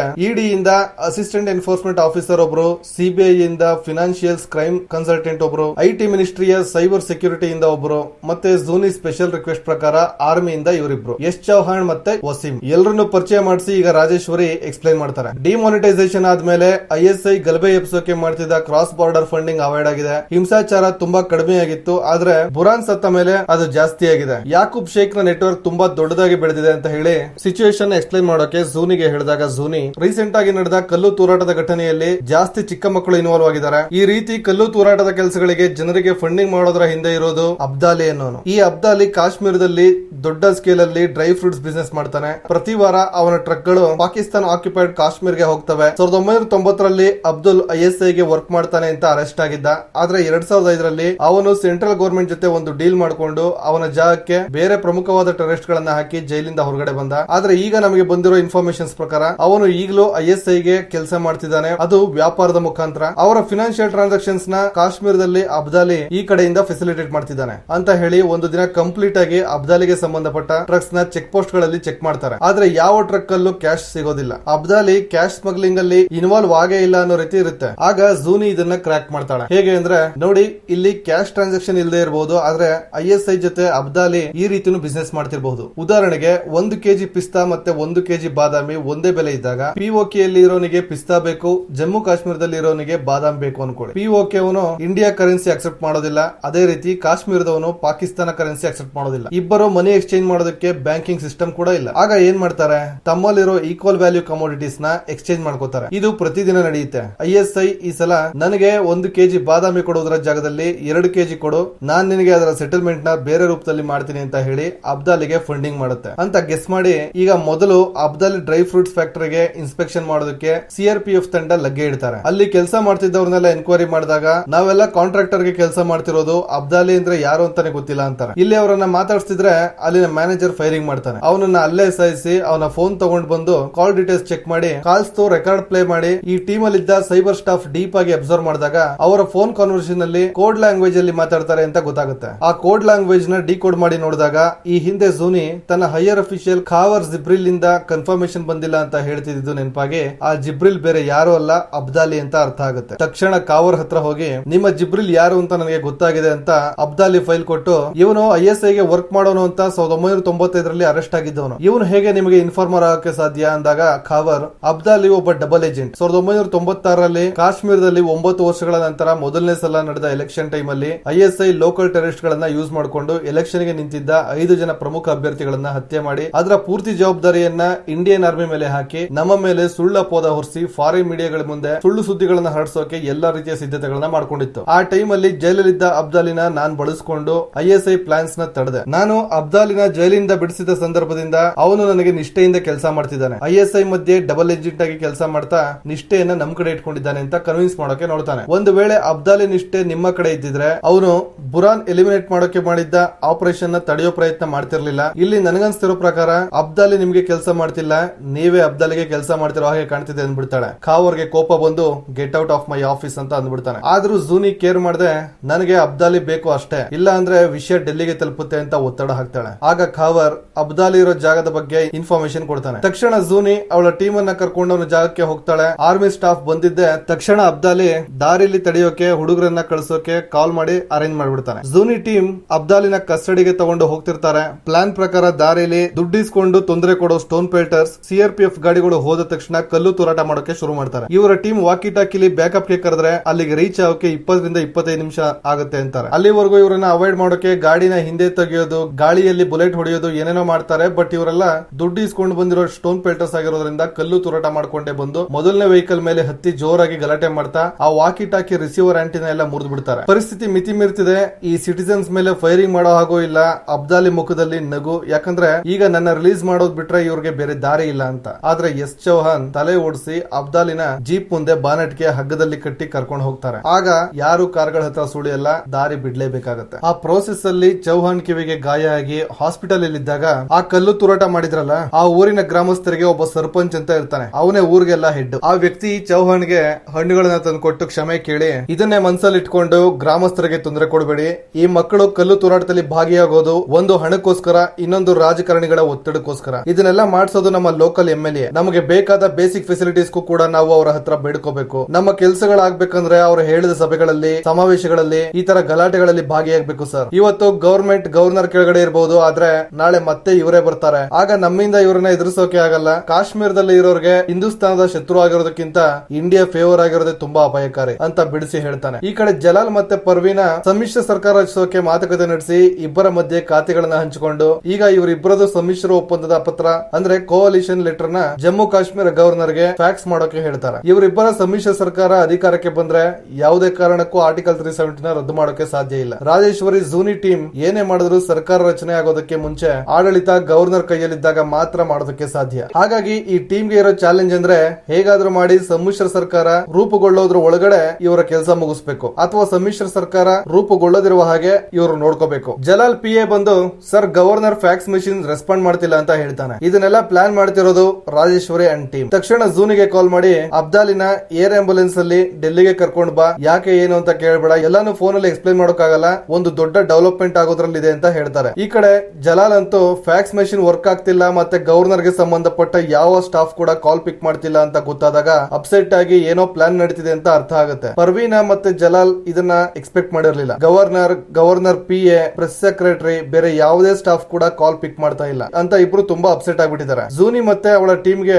ರಾಜೇಶ್ವರಿ ಅವರ ಪ್ಲಾನ್ ಬಗ್ಗೆ ಗೊತ್ತಿಲ್ಲ. ಬಟ್ ಇಲ್ಲಿ ಏನೋ ಒಂದು ದೊಡ್ಡ ಬದಲಾವಣೆ ಮಾಡೋದಕ್ಕೆ ಮುಂದಾಗ್ತಿದ್ದಾರೆ ಅನ್ನೋದು ಮೇಲ್ನೋಟಕ್ಕೆ ಗೋಚರ ಆಗ್ತಿರುತ್ತೆ. ಈಗ ನ್ಯೂಸ್ ಚಾನೆಲ್ಸ್ ಅಲ್ಲಿ ಜಮ್ಮು ಕಾಶ್ಮೀರದಲ್ಲಿ MLA ಗಳನ್ನ ಖರೀದಿ ಮಾಡೋದು, ಸೇಲ್ ಮಾಡುವಂತ ಪ್ರವೃತ್ತಿಗಳನ್ನ ಗಮನಿಸಿ ಗವರ್ನರ್ ಅಸೆಂಬ್ಲಿನ ಡಿಸಾಲ್ವ್ ಮಾಡಿದ್ದಾರೆ. ಜಮ್ಮು ಕಾಶ್ಮೀರದಲ್ಲಿ ಮುಂದಿನ ತಿಂಗಳಿಂದ ಪ್ರೆಸಿಡೆಂಟ್ ಆಡಳಿತವನ್ನ ತರುವುದರ ಮೂಲಕ ಸಮ್ಮಿಶ್ರ ಸರ್ಕಾರದ ಕನಸಿಗೆ ತಣ್ಣೀರು ಹಚ್ಚಿದ್ದಾರೆ. ರಾಜಕಾರಣದಲ್ಲಿ ಒಂದು ಸ್ಥಿರತೆ ಬರುವುದರವರೆಗೂ ರೀಎಲೆಕ್ಷನ್ ಆಗೋದಿಲ್ಲ ಅಂತ ಕಟ್ಟುನಿಟ್ಟಾಗಿ ಆಜ್ಞೆ ಹೊರಡಿಸಿದ್ದಾರೆ ಅಂತ ಪಬ್ಲಿಷ್ ಆಗುತ್ತೆ. ಇದು ಜಲಾಲ್, ಪರ್ವೀನಾ ಮತ್ತೆ ಯಾಕೂಬ್ ಶೇಖ್ ಕೂಡ ದೊಡ್ಡ ತಲೆನೋವಾಗುತ್ತೆ. ಜೂನಿ ರಾಜೇಶ್ವರಿನ ಮೀಟ್ ಆದಾಗ, ಮ್ಯಾಮ್ ಕಾಶ್ಮೀರ್ ಜೂರಿಸ್ಡಿಕ್ಷನ್ NIA ಗೆ ಕೊಟ್ಟಿರೋದು, ಅಬ್ದಾಲಿ ಫಿನಾನ್ಷಿಯಲ್ ನೆಟ್ವರ್ಕ್ಸ್ ನ ಅವರ ಹ್ಯಾಂಡಲರ್ಸ್ ನ ಕ್ರಾಕ್ ಡೌನ್ ಮಾಡಿರೋದು, ಈಗ ಕಾಶ್ಮೀರದಲ್ಲಿ ರಾಷ್ಟ್ರಪತಿಗಳ ಆಡಳಿತವನ್ನ ತಂದಿರೋದು ಎಲ್ಲಾನು ನೋಡ್ತಿದ್ರೆ ಆರ್ಟಿಕಲ್ 370 ನ ರದ್ದು ಮಾಡೋ ಪ್ರಯತ್ನ ಅನಿಸ್ತಿದೆ, ನಿಜನಾ ಮ್ಯಾಮ್ ಅಂತ ಕೇಳ್ತಾಳೆ. ಆಗ ರಾಜೇಶ್ವರಿ ಹೌದು ಅಂತಾನೋ ಅನ್ನದೆ, ಇಲ್ಲ ಅಂತಾನೋ ಒಂದೇ ಒಂದು ಮುಗುಳುನಗೆಯ ಮೌನದಲ್ಲೇ ಉತ್ತರ ಕೊಡ್ತಾರೆ. ಪ್ಲಾನ್ ಏನಂದ್ರೆ ಆರ್ಟಿಕಲ್ 370 ನ ರದ್ದು ಮಾಡೋ ಹಕ್ಕಿರೋದು ಲೆಜಿಸ್ಲೇಟಿವ್ ಅಸೆಂಬ್ಲಿಗೆ ಮಾತ್ರ. ಆದ್ರೆ ಅಸೆಂಬ್ಲಿಯಲ್ಲಿ ಇದನ್ನ ಮಾಡೋದಕ್ಕೆ ಮೊದಲು ಗವರ್ಮೆಂಟ್ ಫಾರ್ಮೇಶನ್ ಆಗಿಲ್ಲ. ಗವರ್ಮೆಂಟ್ ಫಾರ್ಮೇಶನ್ ಆದ್ರೂ ಕೂಡ ಯಾವುದೇ ಕಾರಣಕ್ಕೂ ಜಲಾಲ್ ಮತ್ತೆ ಪರ್ವೀನಾ ಅಂದ್ರಾಬಿ ಇದಕ್ಕೆ ಸಪೋರ್ಟ್ ಮಾಡೋದಕ್ಕೆ ಚಾನ್ಸೇ ಇಲ್ಲ. ಇದಕ್ಕಿದ್ದ ಒಂದೇ ದಾರಿ ಅಂದ್ರೆ ಲೆಜಿಸ್ಲೇಟಿವ್ ಅಸೆಂಬ್ಲಿ ಬಿಟ್ರೆ ಆರ್ಟಿಕಲ್ 370 ನ ರದ್ದು ಮಾಡುವಂತ ಅಥವಾ ಯಾವುದೇ ಕಾಯ್ದೆಗಳನ್ನ ರದ್ದು ಮಾಡುವಂತ ಹಕ್ಕು ಇರೋದು ಪ್ರೆಸಿಡೆಂಟ್ ಗೆ ಮಾತ್ರ, ಅಂದ್ರೆ ರಾಷ್ಟ್ರಪತಿಗಳಿಗೆ. ಹಾಗಾಗಿ ಯಾವುದೇ ಕಾರಣಕ್ಕೂ ಇವರಿಬ್ರು ಸಮ್ಮಿಶ್ರ ಸರ್ಕಾರ ಮಾಡಿಕೊಂಡು ಸರ್ಕಾರ ರಚನೆ ಮಾಡೋದ್ರ ಒಳಗಡೆ ಪ್ರೆಸಿಡೆಂಟ್ ಸಪೋರ್ಟ್ ಇಂದ ಈ ಕೆಲಸನ ಮುಗಿಸಬೇಕು. ಮತ್ತೆ ಈ ಕೆಲಸ ಅಷ್ಟಕ್ಕೆ ಮುಗಿಯೋದಿಲ್ಲ, ಮತ್ತೆ ಈ ಪ್ರಪೋಸಲ್ ಲೆಜಿಸ್ಲೇಟಿವ್ ಅಸೆಂಬ್ಲಿಗೆ ಬರುತ್ತೆ, ಅಲ್ಲಿ ವೋಟಿಂಗ್ ಕೂಡ ಆಗಬೇಕು. ಲೆಜಿಸ್ಲೇಟಿವ್ ಅಸೆಂಬ್ಲಿಗೆ ಬರೋದ್ರವರೆಗೂ ಆರ್ಟಿಕಲ್ 370 ನ ರದ್ದು ಮಾಡೋ ಪ್ಲಾನ್ ಇವರು ಮಾಡ್ತಿದ್ದಾರೆ ಅಂತ ಎಲ್ಲೂ ಕೂಡ ಲೀಕ್ ಆಗಬಾರದು. ಅದೇ ಈಗ ಇವರ ಮುಂದೆ ಇರೋ ದೊಡ್ಡ ಚಾಲೆಂಜ್. ಈ ಕಡೆ S Chauhan team CRPF vehicles ಹೋಗ್ತಿರ್ತವೆ, ಅದರಲ್ಲಿ ಚೌಹಾಣ್ ಮತ್ತೆ ಅವರ ಟೀಮ್ ಇರುತ್ತೆ. ಇಲ್ಲಿ ಟ್ರಾವೆಲ್ ಮಾಡ್ತಾ ಕವನ ಕವಿತೆಗಳನ್ನ ಹೇಳ್ಕೊಂಡು ಜಾಲಿಯಾಗಿ ಹೋಗ್ತಿದ್ದಾಗ ಜೂನಿ ಚೌಹಾನ್ ಗೆ ಕಾಲ್ ಮಾಡಿ ಈ ಎಕ್ಸೈಟ್ಮೆಂಟ್ ವಿಷಯನ ಶೇರ್ ಮಾಡ್ಕೊಳ್ಳೋಕೆ ಟ್ರೈ ಮಾಡಿದಾಗ ನೆಟ್ವರ್ಕ್ ಎರರ್ ಇಂದ ಸರಿಯಾಗಿ ಕೇಳಿಸ್ತಿರೋದಿಲ್ಲ. ಇಲ್ಲಿ ಜೂನಿ ಜೊತೆ ಫೋನ್ ಅಲ್ಲಿ ಲೈನ್ ಅಲ್ಲಿ ಇದ್ದಾಗಲೇ ಒಂದು ರೆಡ್ ವ್ಯಾನ್ ಅಲ್ಲಿ RDX ತುಂಬಿಕೊಂಡು ಬಂದಿದ್ದ ಟೆರರಿಸ್ಟ್ ವ್ಯಾನ್ ಡಿವೈಡರ್ ಹತ್ರ ಬರ್ತಿದ್ದಂಗೆ ಇವರ ಗಾಡಿಗೆ ಡಿಕ್ಕಿ ಹೊಡೆದು ಬಾಂಬ್ ಬ್ಲಾಸ್ಟ್ ಆಗ್ಬಿಡುತ್ತೆ. ಈ ಅಟ್ಯಾಕ್ ಬೇರೆ ಯಾವುದೂ ಅಲ್ಲ, ಪುಲ್ವಾಮಾ ಅಟ್ಯಾಕ್. 14 ಫೆಬ್ರವರಿ 2019 ದಿನ ನಡೆದ ಪುಲ್ವಾಮಾ ಅಟ್ಯಾಕ್. ಈ ಸೂಸೈಡ್ ಬಾಂಬರ್ ಅಟ್ಯಾಕ್ ಅಲ್ಲಿ ಒಟ್ಟು 40 ಜನ CRPF ಯೋಧರು ಪ್ರಾಣ ಕಳ್ಕೊಳ್ತಾರೆ. ಆ ಕಹಿ ದಿನದ ಬಗ್ಗೆ ನಿಮ್ಗೆಲ್ಲ ಗೊತ್ತೇ ಇದೆ.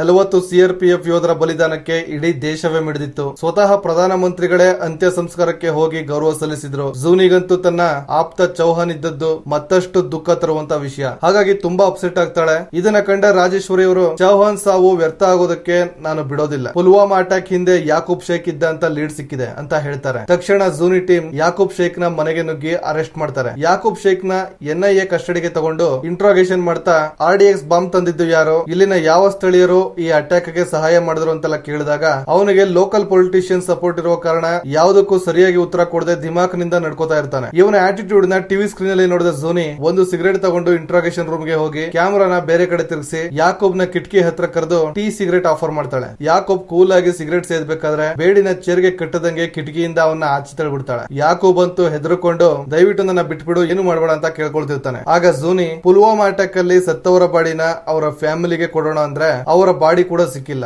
ಇದರ ಹಿಂದೆ ಯಾರಿದ್ರು ಹೇಳು ಅಂತ ಹೆದರ್ಸಿದಾಗ ಭಯದಲ್ಲಿ ಜಾಕಿರ್ ನಾಯ್ಕು ಅಂತ ಬಾಯ್ ಬಿಡ್ತಾನೆ. ಈ ಅಟ್ಯಾಕ್ ನ ಪ್ಲಾನ್ ಮಾಡಿದ್ದು ಜಾಕಿರ್ ನಾಯ್ಕು. ಅವನು ಒಂದು ವರ್ಷದಿಂದ ISI ಜೊತೆ ಡೈರೆಕ್ಟ್ ಲಿಂಕ್ ಅಲ್ಲಿ ಇದ್ದಾನೆ. CRPF ಟ್ರೂಪ್ ಮೂವ್ಮೆಂಟ್ಸ್ ನ ಅಬ್ಸರ್ವ್ ಮಾಡ್ಕೊಂಡಿದ್ದು ಈ ಪ್ಲಾನ್ ಮಾಡ್ದ ಅಂತ ಹೇಳ್ತಾನೆ. ಜೂನಿ ಸೂಸೈಡ್ ಬಾಂಬರ್ ಯಾರು ಅಂತ ಕೇಳಿದಾಗ ಅದಿಲ್ ಧರ್ ಅಂತ 20 ವರ್ಷದ ಹುಡುಗ, ಮುಂಚೆ ಕಲ್ಲು ತೂರಾಟದ ಕೇಸಲ್ಲಿ ಅರೆಸ್ಟ್ ಆಗಿದ್ದ, ಅದಕ್ಕೆ ಅವನನ್ನ ಆಯ್ಕೆ ಮಾಡಿದ್ರು, ಹಾಗಾಗಿ ಜೈಲಿಂದ ಬಿಡಿಸಿದ್ರು ಅಂತ ಹೇಳ್ತಾನೆ. ಅವನನ್ನ ಜೈಲಿಂದ ಬಿಡಿಸಿದ್ ಯಾರು ಅಂತ ಕೇಳಿದಾಗ ಖಾವರ್ ಅಂತ ಹೇಳ್ತಾನೆ. ಇದನ್ನ ಕೇಳಿ ಅಂತೂ ಜೂನಿಗೆ ವಿಪರೀತ ಕೋಪ ಬಂದು ತಕ್ಷಣ ಖಾವರ್ ಆಫೀಸ್ಗೆ ಹೋಗಿ ಅಗ್ರೆಸಿವ್ ಆಗಿ ಡೋರ್ ತೆಗೆದು ಒಳಗಡೆ ಹೋಗಿ ಅವನ ಮುಂದೆ ನಿಂತ್ಕೋತಾಳೆ. ಆಗ ಖಾವರ್ ಆ ಹುಡುಗ ಬರೀ ಸ್ಟೋನ್ ಪೆಲ್ಟಿಂಗ್ ಮಾಡ್ಕೊಂಡಿದ್ದ, ಪೊಲಿಟಿಕಲ್ ಆಂಗಲ್ ಅಲ್ಲಿ ಸಣ್ಣ ಫೇವರ್ ಮಾಡಿ ಅವನನ್ನ ಜೈಲಿಂದ ಬಿಡಿಸ್ತೆ ಅಷ್ಟೇ, ಅವನು ಸೂಸೈಡ್ ಬಾಂಬರ್ ಆಗ್ತಾನೆ ಅಂತ ಅನ್ಕೊಂಡಿರ್ಲಿಲ್ಲ ಅಂತ ಹೇಳ್ತಾನೆ. ಆಗ ಜೂನಿ ಕೋಪದಿಂದ ನೀನ್ ಮಾಡಿದ ಸಣ್ಣ ಫೇವರ್ ಇಂದ 40 ಯೋಧರ ಪ್ರಾಣ ಹೋಗಿದೆ, ಅಷ್ಟಕ್ಕೂ ಖಾವರ್ನ ಬಿಡಿಸು ಅಂತ ನಿನ್ಗೆ ಯಾರು ಹೇಳಿದ್ದು ಅಂತ ಏಕವಚನದಲ್ಲಿ ಮಾತಾಡಿಸ್ತಾಳೆ. ಅಷ್ಟೇ ಅಲ್ಲದೆ ಪ್ರತಿ ಸಲ ನಾವು ಮಾಡಿದ ಪ್ಲಾನ್ಸ್ ಗಳನ್ನ ಯಶಸ್ವಿಯಾಗಿ ಮುಗಿಸೋದಕ್ಕೆ ಬಿಡೋದಿಲ್ಲ. ನಿನ್ನಂತವರಿಂದಲೇ ನಾವು ಯಾವ ಸಮಸ್ಯೆಗಳನ್ನು ಸಾಲ್ವ್ ಮಾಡೋಕೆ ಆಗದೆ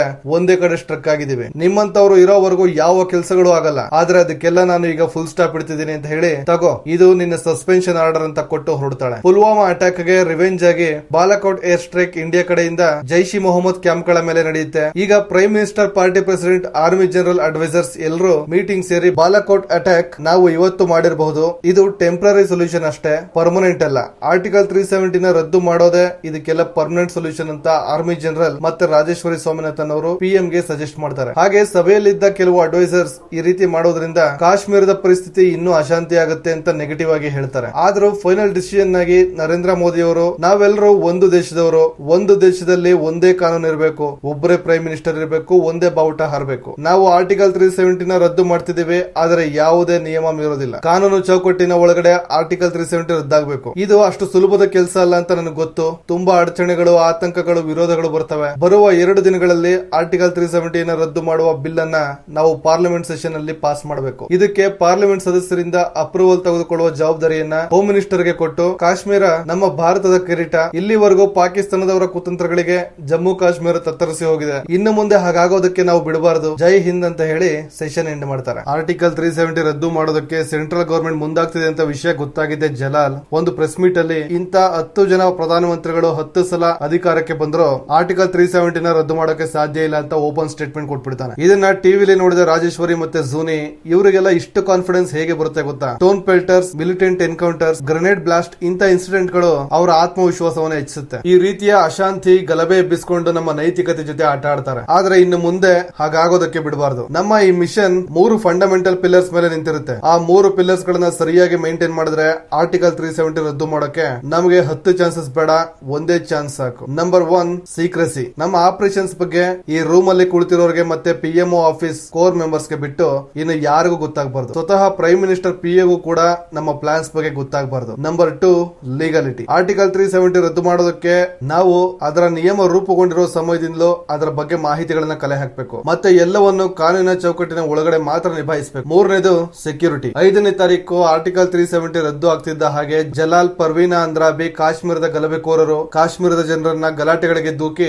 ಅವರೆಲ್ಲ ಮ್ಯಾಕ್ಸಿಮಮ್ ಪ್ರಯತ್ನ ಪಡ್ತಾರೆ. ಅದರಲ್ಲೂ ವಯಸ್ಸಿಗೆ ಬಾರದ ಮೈನರ್ ಹುಡುಗರನ್ನ ಈ ಗಲಭೆ ಕೆಲಸಗಳಲ್ಲಿ ಬಳಸ್ಕೊಳ್ತಾರೆ. ಹಾಗಾಗಿ ಪ್ರೈಮ್ ಮಿನಿಸ್ಟರ್ ಯಾವುದೇ ಕಾರಣಕ್ಕೂ ಒಬ್ಬ ಇನ್ನೋಸೆಂಟ್ ಮೈ ಮೇಲೂ ಒಂದು ಗಾಯ ಕೂಡ ಆಗಬಾರದು ಅಂತ ಸ್ಟ್ರಿಕ್ಟ್ ಆಗಿ ಹೇಳಿದ್ದಾರೆ. ಇದನ್ನೆಲ್ಲ ಪ್ರಾಪರ್ ಆಗಿ ಫಾಲೋ ಮಾಡಿದಾಗ ಮಾತ್ರ ಈ ಮಿಷನ್ ಸಕ್ಸಸ್ಫುಲ್ ಆಗಿ ಆಗುತ್ತೆ ಅಂತ ಎಲ್ಲರಿಗೂ ಇನ್ಸ್ಟ್ರಕ್ಷನ್ಸ್ ಕೊಡ್ತಾರೆ. ಈಗ ಎಲ್ಲಾ ವರ್ಷದ ರೆಕಾರ್ಡ್ಸ್ ಗಳನ್ನ ತೆಗೆದು ಹುಡ್ಕೋಕೆ ಶುರು ಮಾಡಿದಾಗ ಚಟರ್ಜಿ ಅನ್ನೋರು ರಾಜೇಶ್ವರಿ ಅವರಿಗೆ, ಮೇಡಮ್ ಕಾಶ್ಮೀರದಲ್ಲಿ ಆರ್ಟಿಕಲ್ 370 ಗೆ ಸಂಬಂಧಪಟ್ಟ ಯಾವುದೇ ಮಾಡಿಫಿಕೇಶನ್ ನ ಅಂಗೀಕಾರ ಮಾಡಬೇಕಂದ್ರೆ ಸಂವಿಧಾನದ ಆದೇಶ ಇರಬೇಕು. ಇಲ್ಲಿವರೆಗೂ 4 ಸಾಂವಿಧಾನಿಕ ಆದೇಶಗಳು ಮಾತ್ರ ಬದಲಾವಣೆ ತರೋದಕ್ಕೆ ಇಂಪ್ಲಿಮೆಂಟ್ ಆಗಿದೆ. 1965ರಲ್ಲಿ ಆರ್ಟಿಕಲ್ 367 ನಲ್ಲಿ ಕೆಲವು ಬೇಸಿಕ್ ಟರ್ಮಿನಾಲಜೀಸ್ ನ ಬದಲಾವಣೆ ಮಾಡೋದಕ್ಕೆ ಅಂಗೀಕಾರ ಸಿಕ್ಕಿದೆ. ಆರ್ಟಿಕಲ್ 367 ದೇಶದ ರಾಷ್ಟ್ರಪತಿಗಳಿಗೆ ಸಂವಿಧಾನದ ಯಾವುದೇ ಆರ್ಟಿಕಲ್ ನ ಬದಲಾವಣೆ ಮಾಡೋದಕ್ಕೆ ಪವರ್ಸ್ ಇದೆ ಅಂತ ಹೇಳುತ್ತೆ ಅಂತ ಹೇಳ್ತಾರೆ. ಈ ಕಡೆ ಜೂನಿ ಆರ್ಟಿಕಲ್ 370 ಬಿಲ್ ರದ್ದು ಮಾಡಿದ ಮೇಲೆ ವರ್ಸ್ಟ್ ಕೇಸ್ ಏನೆಲ್ಲ ಆಗಬಹುದು ಅಂತ ಕೇಳಿದಾಗ ಪಾಕಿಸ್ತಾನ ನಮ್ಮ ಮೇಲೆ ಅಟ್ಯಾಕ್ ಮಾಡಬಹುದು, ಇದು ವೈಪರೀತ್ಯಕ್ಕೆ ತಿರುಗಿ 2 ದೇಶಗಳ ಮಧ್ಯೆ ವಾರ್ ಆಗಬಹುದು, ನ್ಯೂಕ್ಲಿಯರ್ ವಾರ್ ಮಾಡ್ತೀವಿ ಅಂತ ಧಮಕಿ ಹಾಕಬಹುದು,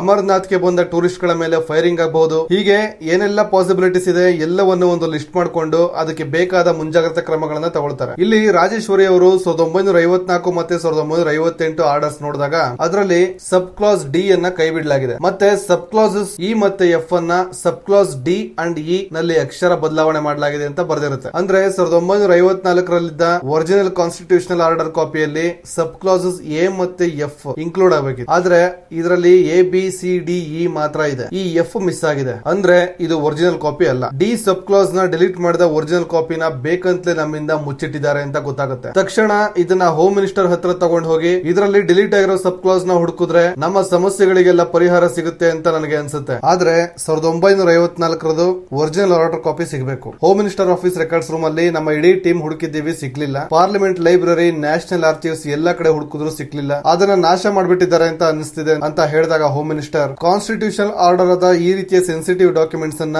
ಯಾರೋ ಅರ್ಧ ಹಾಕೋದು ಸುಟ್ಟು ಹಾಕೋದು ಮಾಡಲ್ಲ. ಅದು ಇಷ್ಟು ಇಂಪಾರ್ಟೆಂಟ್ ಅಂತ ಗೊತ್ತಿರೋದ್ರಿಂದಾನೇ ಅದನ್ನ ಬೇರೆ ಜಾಗದಲ್ಲಿ ಇಂಟೆನ್ಷನ್ ಅಲ್ಲಿ ಎಲ್ಲೋ ಔತಿಟ್ಟಿದ್ದಾರೆ ಅಂತ ಹೇಳ್ತಾರೆ. ಆಗ ಜೂನಿ ಮತ್ತೆ ವಾಸಿಂ ಜಮ್ಮು ಕಾಶ್ಮೀರ ಸೆಕ್ರೆಟೇರಿಯೇಟ್ ಲೈಬ್ರರಿಗೆ, ನಾವು ಗವರ್ಮೆಂಟ್ ಡಿಗ್ರಿ ಕಾಲೇಜ್ ಇಂದ ಪ್ರೊಫೆಸರ್ ಬಂದಿದ್ದೀನಿ, ನಮ್ಮ ಅಸಿಸ್ಟೆಂಟ್ PhD ಮಾಡ್ತಿದ್ದಾರೆ, ಅವ್ರಿಗೆ ಸಹಾಯ ಮಾಡೋಕೆ ಇವ್ರ ಜೊತೆ ಬಂದಿದ್ದೀನಿ. ಗವರ್ಮೆಂಟ್ ನ ಸರ್ವ ಶಿಕ್ಷಣ ಅಭಿಯಾನ ಸ್ಕೀಮ್ ಇದೆಯಲ್ಲ, ಅದಕ್ಕೆ ಸಂಬಂಧಪಟ್ಟ ರೆಕಾರ್ಡ್ಸ್ ನ ಅಧ್ಯಯನ ಮಾಡಬೇಕಿತ್ತು ಅಂತ ಹೇಳಿ ಒಳಗಡೆ ಹೋಗ್ತಾರೆ. ಲೈಬ್ರರಿಯನ್ ಗಮನ ಬೇರೆ ಕಡೆ ಹೋಗೋದನ್ನ ನೋಡಿಕೊಂಡು ಕಾನ್ಸ್ಟಿಟ್ಯೂಷನಲ್ ಆರ್ಚಿವ್ಸ್ ಅಂತ ರಿಸ್ಟ್ರಿಕ್ಟೆಡ್ ರೂಮ್ ಗೆ ಹೋಗಿ ಕೊನೆಗೂ 1954 ಆರ್ಡರ್ ಕಾಪಿನ ಹುಡುಕಿ ಒರಿಜಿನಲ್ ಕಾಪಿನ ಎತ್ಕೊಂಡು ಡೂಪ್ಲಿಕೇಟ್ ಕಾಪಿನ ಅಲ್ಲೇ ಇಟ್ಟು ಆಚೆ ಬಂದ್ಬಿಡ್ತಾರೆ. ಲೈಬ್ರರಿಯಿಂದ ಹೋಗ್ಬೇಕಾದ್ರೆ ಯಾಕೂಬ್ ಶೇಖ್ ನ ಇಂಟ್ರಾಗೇಷನ್ ಟೈಮ್ ಅಲ್ಲಿ ಜೂನಿ ಕೆಟ್ಟದಾಗಿ ನಡೆಸ್ಕೊಂಡ್ಲು ಅಂತ ಜಾಕಿರ್ ನಾಯ್ಕು ಕಡೆಯ ಟೆರರಿಸ್ಟ್ ಗಳು ಜೂನಿ ಮತ್ತೆ ವಾಸಿಂ ಮೇಲೆ ಅಟ್ಯಾಕ್ ಮಾಡ್ತಾರೆ. ಇಬ್ಬರ ನಡುವೆ ತುಂಬಾ ಹೊತ್ತು ಫೈರಿಂಗ್ ಆಗುತ್ತೆ. ಜೂನಿ ಸಮರ್ಥವಾಗಿ ಅವರನ್ನ ಎದುರಿಸ್ತಾಳೆ. ಆದ್ರೆ ಒಬ್ಬ ಬಂದು ಜೀಪ್ ಒಳಗಡೆ ಗ್ರೆನೇಡ್ ಬಾಂಬ್ ಹಾಕ್ಬಿಡ್ತಾನೆ. ಜೂನಿ ಮತ್ತೆ ವಾಸಿಂ ಜೀಪ್ ಇಂದ ಆಚೆ ನೆಗೆದು ಎಸ್ಕೇಪ್ ಆಗ್ತಾರೆ. ಆದ್ರೆ ಗಾಯಗೊಳ್ತಾರೆ. ಅಮರ್ನಾಥ್ ಯಾತ್ರಾದಲ್ಲಿ ಸೆಕ್ಯೂರಿಟಿ ಜಾಸ್ತಿ ಮಾಡೋದನ್ನ ಗಮನಿಸಿ ನ್ಯೂಸ್ ರಿಪೋರ್ಟರ್ ಬೃಂದ ಏನೋ ನಡೀತಿದೆ ಅಂತ ಗೆಸ್ ಮಾಡ್ತಾಳೆ. ಆದ್ರೆ ಏನು ಅಂತ ಗೊತ್ತಾಗ್ತಾ ಇಲ್ಲ. ಈ ಕಡೆ ರಾಜೇಶ್ವರಿ ಅವರು 1954ರಲ್ಲಿ ಡಿಸಾಲ್ವ್ ಆಗಿದ್ದ ಕಾನ್ಸ್ಟಿಟ್ಯೂಯೆಂಟ್ ಅಸೆಂಬ್ಲಿಯಿಂದ ಲೆಜಿಸ್ಲೇಟಿವ್ ಅಸೆಂಬ್ಲಿಗೆ ಆರ್ಟಿಕಲ್ 370 ಬೇಕಾದ ಬದಲಾವಣೆಗಳನ್ನ ಮಾಡ್ಕೊಳ್ಳೋದಕ್ಕೆ ಅವಕಾಶ ಇದೆ ಅಂತ ಆರ್ಟಿಕಲ್ 367 ಅಲ್ಲಿ ಮೆನ್ಷನ್ ಆಗಿದೆ ಅಂತ ಹೋಮ್ ಮಿನಿಸ್ಟರ್ ಮತ್ತೆ ಪ್ರೈಮ್ ಮಿನಿಸ್ಟರ್ ಗೆ ಹೇಳಿದಾಗ, ಹಾಗಿದ್ರೆ ಈ ಪ್ರಾವಿಷನ್ ಇವತ್ತು ಯಾಕೆ ಅವೈಲೇಬಲ್ ಇಲ್ಲ ಅಂತ ಕೇಳ್ತಾರೆ. ಆಗ ರಾಜೇಶ್ವರಿ 1954ರಲ್ಲಿ ಪಾಸ್ ಆಗಿರುವ ಬಿಲ್ ಅಲ್ಲಿ ಈ ರೀತಿ ಒಂದು ಪ್ರಾವಿಷನ್ ಇದೆ ಅಂತ ಇರುವ ಡಿ ಪಾಯಿಂಟ್ ಸಬ್ ಕ್ಲಾಸ್ ಅನ್ನ 1958ರಲ್ಲಿ ಎರೇಸ್ ಮಾಡಿ ಪೇಪರ್ಸ್ ನ ಬದಲಾಯಿಸಿದ್ದಾರೆ ಅಂತ ಎಕ್ಸ್ಪ್ಲೈನ್ ಮಾಡ್ತಾರೆ. ಆಗ ಹೋಮ್ ಮಿನಿಸ್ಟರ್, ಹಾಗಿದ್ರೆ ಈಗ ನಾವು ಹೊಸದಾಗಿ ಆರ್ಟಿಕಲ್ 370 ರಿಮೂವ್ ಮಾಡೋದಕ್ಕೆ ಕಾನೂನು ಚೇಂಜ್ ಮಾಡೋ ಅಗತ್ಯ ಇಲ್ಲ, ಅದಕ್ಕೆ ಬೇಕಾದ ಅನುಮತಿ ಆಲ್ರೆಡಿ ಇದೆ, ಆದ್ರೆ ಅದನ್ನ ಮುಚ್ಚಿಟ್ಟಿದ್ದಾರೆ ಅಷ್ಟೇ. ಹಾಗಿದ್ರೆ ಈಗ ನಮಗಿರೋ ದಾರಿ ಏನು ಅಂತ ಕೇಳ್ತಾರೆ. ಅದಕ್ಕೆ ರಾಜೇಶ್ವರಿ ಅವರು, ಆರ್ಟಿಕಲ್ 367 ಅಲ್ಲಿ ರಾಷ್ಟ್ರಪತಿಗಳಿಗೆ ಈ ಬದಲಾವಣೆ ಮಾಡೋದಕ್ಕೆ ಪವರ್ಸ್ ಇದೆ, ಜೊತೆಗೆ ನಾವು ಈ ಬಿಲ್ ಅನ್ನ ಪಾರ್ಲಿಮೆಂಟ್ ಅಲ್ಲಿ ಪಾಸ್ ಮಾಡಬೇಕು ಅಂತ ಎಕ್ಸ್ಪ್ಲೈನ್ ಮಾಡ್ತಾರೆ. PM ಮತ್ತೆ ಹೋಮ್ ಮಿನಿಸ್ಟರ್ ಜೊತೆ ಮೀಟಿಂಗ್ ಮುಗಿಸಿ ಹೊರಗಡೆ ಬಂದಾಗ ಪ್ರೆಸ್ ರಿಪೋರ್ಟರ್ ಬೃಂದ ಕಾಯ್ತಿರ್ತಾಳೆ. ಮ್ಯಾಮ್, ಇಲ್ಲಿ ಏನೋ ನಡೀತಿದೆ, ಅಮರ್ನಾಥ್ ಟೂರಿಸ್ಟ್ ಬುಕಿಂಗ್ ಕ್ಯಾನ್ಸಲ್ ಆಗಿದೆ, ಸಡನ್ ಆಗಿ ಗವರ್ನರ್ ಫ್ಯಾಕ್ಸ್ ಮಿಷಿನ್ ಕೆಟ್ಟು ಹೋದಾಗ ನಾನು ಟೆಕ್ನಿಕಲ್ ಎರರ್ ಅನ್ಕೊಂಡೆ, ಇದು ಉದ್ದೇಶ ಪೂರ್ವಕ ಅಂತ ಅನಿಸ್ತಿದೆ, ಏನ್ ನಡೀತಿದೆ ಅಂತ ಕೇಳಿದಾಗ PMO ಆಫೀಸ್ ಅಲ್ಲಿ ಯಾವಾಗಲೂ ಏನಾದ್ರೂ ನಡೀತಾನೆ ಇರುತ್ತೆ ಅಂತ ಹೇಳ್ತಾರೆ. ಆಗ ಲಾ ಅಂಡ್ ಆರ್ಡರ್ ಗೆ ಸಂಬಂಧಪಟ್ಟ ಯಾವ್ದಾದ್ರು ಬಿಲ್ ಪಾಸ್ ಮಾಡ್ತಿದ್ರ ಅಂತ ಕೇಳಿದಾಗ ರಾಜೇಶ್ವರಿ ಅವರು ಗಂಭೀರವಾಗಿನೇ PMO ಆಫೀಸ್ ಯಾವುದೇ ವದಂತಿಗಳಿಗೆ ಆಸ್ಪದ ಮಾಡ್ಕೊಡೋದಿಲ್ಲ ಅಂತ ಉತ್ತರ ಕೊಡ್ತಾರೆ. ಇವರು ಯಾವ ಲೆವೆಲ್ ಗೆ ಸೀಕ್ರೆಸಿ ಮೇಂಟೈನ್ ಮಾಡ್ತಿದ್ದಾರೆ ಅಂದ್ರೆ, ಎಲ್ಲಾದ್ರೂ ಒಂದು ಕಡೆ ಬಿಟ್ಕೊಟ್ರು ಮಾಡೋ ಪ್ರಯತ್ನ ಎಲ್ಲ ವ್ಯರ್ಥ ಆಗ್ಬಿಡುತ್ತೆ. ವಿರೋಧ ಪಕ್ಷದವರು ಎಚ್ಚೆತ್ಕೊಳ್ಳೋಕೆ ಅವಕಾಶ ಕೊಡದೆ ಡೈರೆಕ್ಟ್ ಅಸೆಂಬ್ಲಿಯಲ್ಲಿ ಬಿಲ್ ಪಾಸ್ ಮಾಡಬೇಕು ಅಂತ ಡಿಸೈಡ್ ಆಗಿರ್ತಾರೆ. ಈಗ ಆಗಸ್ಟ್ 4, 2019 NIA ನ ಯಾರೆಲ್ಲ ಬಿಲ್ ಪಾಸ್ ಮಾಡ್ಬೇಕಾದ್ರೆ ತೊಂದರೆ ಕೊಡ್ತಾರೋ ಅಂತವರ ಲಿಸ್ಟ್ ನ ಮೊದಲೇ ರೆಡಿ ಮಾಡ್ಕೊಂಡು ಅವರ ಮೇಲೆ ರೈಡ್ ಮಾಡ್ತಾ ಎಲ್ಲರನ್ನ ಹೌಸ್ ಅರೆಸ್ಟ್ ಮಾಡ್ತಾರೆ. ಉದಾಹರಣೆಗೆ ಸಲಾಹುದ್ದೀನ್ ಜಲಾಲ್ ಮತ್ತೆ ಪರ್ವೀನಾ ಅಂದ್ರಾಬಿ ಇಬ್ಬರ ಮನೆಯನ್ನು ರೈಡ್ ಮಾಡೋಕೆ ವಾರೆಂಟ್ ರೆಡಿ ಮಾಡಿ ಮೊದಲು ಅವರಿಬ್ಬರನ್ನ ಹೌಸ್ ಅರೆಸ್ಟ್ ಮಾಡ್ತಾರೆ. ಪರ್ವೀನಾ ಅಂದ್ರಾಬಿ ಲೋಕಲ್ ಲೀಡರ್ ಗೆ ಕಾಲ್ ಮಾಡಿ, ಕಾಶ್ಮೀರದ ವಿಷಯದಲ್ಲಿ ಇಂಡಿಯನ್ ಗವರ್ಮೆಂಟ್ ತಲೆ ಹಾಕ್ತಿದೆ, ನಾವು ಇದನ್ನ ಈಗಲೇ ತಡಿಬೇಕು, ನಮ್ಮ ಲೋಕಲ್ ಹುಡುಗರನ್ನ ಬೀದಿಗಿಳಿಸಿ ಗಲಾಟೆ ಮಾಡಿಸು ಅಂತ ಹೇಳಿದಾಗ, ಇಷ್ಟು ದಿನ ಇನ್ನೋಸೆಂಟ್ ಮಕ್ಕಳನ್ನ ನಿಮಗೋಸ್ಕರ ಬಲಿ ಕೊಟ್ಟಿದ್ದು ಸಾಕು, ಇನ್ನು ಮುಂದೆ ಅದೆಲ್ಲ ನಡೆಯೋದಿಲ್ಲ, ನಾನು ಡೆಲ್ಲಿ ಅಥಾರಿಟಿ ಹತ್ರ ಪರ್ಸನಲ್ ಆಗಿ ಮಾತಾಡಿದ್ದೀನಿ, ನಮಗೇನು ಸೌಕರ್ಯ ಆಗ್ಬೇಕಂದ್ರು ಡೈರೆಕ್ಟ್ ಆಗಿ ಅವ್ರ ಕಡೆಯಿಂದಲೇ ಮಾಡಿಸ್ಕೊಳ್ತೀವಿ, ಇನ್ನು ಮುಂದೆ ನಿಮ್ಮ ಮುಂದೆ ಭಿಕ್ಷೆ ಬೇಡೋ ಅಗತ್ಯ ಇಲ್ಲ ಅಂತ ಹೇಳಿ ಕಾಲ್ ಕಟ್ ಮಾಡ್ತಾರೆ. ಇಬ್ಬರನ್ನು ಹೌಸ್ ಅರೆಸ್ಟ್ ಮಾಡೋದು ಅಷ್ಟೇ ಅಲ್ಲ, ಕಾಶ್ಮೀರದಲ್ಲಿ ಫೋನ್ ಕಾಲ್ಸ್ ಮತ್ತೆ ಇಂಟರ್ನೆಟ್ ನ ಒಂದು ದಿನ ರದ್ದು ಮಾಡ್ತಾರೆ. ಜಲಾಲ್ ತನ್ನನ್ನ ಹೌಸ್ ಅರೆಸ್ಟ್ ಮಾಡಿರೋದಕ್ಕೆ ಕೋಪ ಮಾಡ್ಕೊಂಡು ಜೂನಿಗೆ, ಇದರ ಪರಿಣಾಮ ಏನಾಗುತ್ತೆ ಅಂತ ನಿಮ್ಗೆ ಗೊತ್ತಿಲ್ಲ, ಇಡೀ ಕಾಶ್ಮೀರದಲ್ಲಿ ಹೋರಾಟದ ಕಿಚ್ಚು ಎದ್ದೇಳುತ್ತೆ, ನಿನ್ನ ಮಾತ್ರ ಸುಮ್ನೆ ಬಿಡಲ್ಲ ಅಂತ ಧಮಕಿ ಹಾಕ್ತಾನೆ. ಆಗ ಜೂನಿ, ಆರ್ಟಿಕಲ್ 370 ರದ್ದಾದ ಮೇಲೆ ಈಗ ಯಾರು ಧಮಕಿ ಹಾಕ್ತಿದ್ದಾರೋ ಅವರು ಮುಂದೆ ದುಷ್ಪರಿಣಾಮಗಳನ್ನ ಎದುರಿಸಬೇಕಾಗುತ್ತೆ, ಕ್ಷಮೆಗೋಸ್ಕರ ಭಿಕ್ಷೆ ಬಿಡಬೇಕಾಗುತ್ತೆ, ಅಬ್ದಾಲಿ ಹತ್ರ ಬಾಯಿ ಬಿಡಿಸೋದಕ್ಕೆ ನನಗೆ ಜಾಸ್ತಿ ಸಮಯ ಏನ್ ತಗೊಂಡಿಲ್ಲ, ತಿಹಾರ್ ಜೈಲ್ಗೆ ಹಾಕಿ 4 ಕೊಟ್ಟದಕ್ಕೆ ಅವನು ನಿಮ್ಮ ಬಗ್ಗೆ ಎಲ್ಲವನ್ನ ಹೇಳಿದ್ದಾನೆ, ಈ ಫೈಲ್ ಅಲ್ಲಿ ಅದರ ಡೀಟೇಲ್ಸ್ ಇದೆ, ನಿಮ್ಮ bank accounts, fake transactions, block ಮನಿ, scams, more importantly Ujala scam ಇಂದ ಹಿಡಿದು ಜಮ್ಮು ಕಾಶ್ಮೀರ್ ಬ್ಯಾಂಕ್ ನ ಸ್ಕ್ಯಾಮ್ಸ್ ವರೆಗೂ ಇದರಲ್ಲಿದೆ ಅಂತ ಹೇಳ್ತಾಳೆ. ಆಗ ಜಲಾಲ್, ಇದು ಕಾಶ್ಮೀರ, ನನ್ನ ಮೇಲೆ ಬಂದ ಆರೋಪಗಳನ್ನ ಹೇಗೆ ಹಳ್ಳ ಹಿಡಿಸಬೇಕು ಅಂತ ನನಗೆ ಚೆನ್ನಾಗಿ ಗೊತ್ತು ಅಂತಾನೆ. ಆಗ ಜೂನಿ, ನಿಮ್ಗೆ ಇದರ ಅಭ್ಯಾಸ ಇದೆ ಅಂತ ನನಗೆ ಗೊತ್ತು ಸರ್, ನಮ್ಮ ತಂದೆ ಕಬೀರ್ ಹಕ್ಸರ್ ನ ನೀವು ಮಾಡಿದ ಸ್ಕ್ಯಾಮ್ ಡ್ಯಾಮ್ ಅಲ್ಲಿ ಸಿಕ್ಕಾಕ್ಸಿ ಅವ್ರನ್ನ ಮರ್ಡರ್ ಮಾಡಿಸಿ ಸೂಸೈಡ್ ಅಂತ ಪ್ರೂವ್ ಮಾಡಿದ್ರಿ ಅಲ್ವಾ. ಇಡೀ ಕಾಶ್ಮೀರಕ್ಕೆ ಅದು ಸೂಸೈಡ್ ಆಗಿರ್ಬೋದು, ನನಗೆ ಮತ್ತೆ ನಿಮಗೆ ಮಾತ್ರ ಗೊತ್ತು ಅದು ಕೊಲೆ ಅಂತ. ನನ್ನ ತಂದೆನ ಆ ಸ್ಥಿತಿಗೆ ತಂದಿದ್ದಕ್ಕೆಲ್ಲ ನೀವು ಬೆಲೆ ತರೋ ಹಾಗೆ ಮಾಡೇ ಮಾಡ್ತೀನಿ. ಹೊರಗಡೆ ಸೆಕ್ಯೂರಿಟಿ ಫೋರ್ಸಸ್ ಇದೆ, ನೀವು ಹೊರಗಡೆ ಹೋಗೋ ಪ್ರಯತ್ನ ಮಾಡದೇ ಇರೋದೇ ನಿಮಗೆ ಸುರಕ್ಷಿತ ಅಂತ ವಾರ್ನಿಂಗ್ ಮಾಡ್ತಾಳೆ. ಸೆಂಟ್ರಲ್ ಗವರ್ಮೆಂಟ್ ಯಾವುದೋ ದೊಡ್ಡ ವಿಷಯಕ್ಕೆ ಕೈ ಹಾಕಿದೆ ಅಂತ PM ಆಫೀಸ್ ಮುಂದೆ ಎಲ್ಲಾ ಪ್ರೆಸ್ನವರು ಬಂದು ಪ್ರೈಮ್ ಮಿನಿಸ್ಟರ್ ರೆಸ್ಪಾನ್ಸ್ ಗೋಸ್ಕರ ಕಾಯ್ತಾ ಇರ್ತಾರೆ. ಪ್ರೈಮ್ ಮಿನಿಸ್ಟರ್ ಸೆಕ್ಯೂರಿಟಿ ಕಾರ್ಸ್ ಎಲ್ಲ PM ಆಫೀಸ್ ಹತ್ರ ಬರ್ತವೆ, ಆದ್ರೆ ಅದರಲ್ಲಿ ಪ್ರೈಮ್ ಮಿನಿಸ್ಟರ್ ಬಂದಿರೋದಿಲ್ಲ. ಬದಲಾಗಿ ನಾರ್ಮಲ್ ಸಿಂಗಲ್ ಕಾರ್ ಅಲ್ಲಿ ವಿತೌಟ್ ಎನಿ ಸೆಕ್ಯೂರಿಟಿ ಯಾರಿಗೂ ಗೊತ್ತಿಲ್ಲದ ಹಾಗೆ ಪ್ರೈಮ್ ಮಿನಿಸ್ಟರ್ ರಾಷ್ಟ್ರಪತಿ ಭವನಕ್ಕೆ ಹೋಗಿ ಈ ಬಿಲ್ ಪಾಸ್ ಮಾಡೋದಕ್ಕೆ ಅವರಿಂದ ಸಿಗ್ನೇಚರ್ ತಗೋತಾರೆ. PMO ಆಫೀಸ್ ಅಲ್ಲಿ ಇಷ್ಟೆಲ್ಲಾ ನಡೀತಿದ್ರು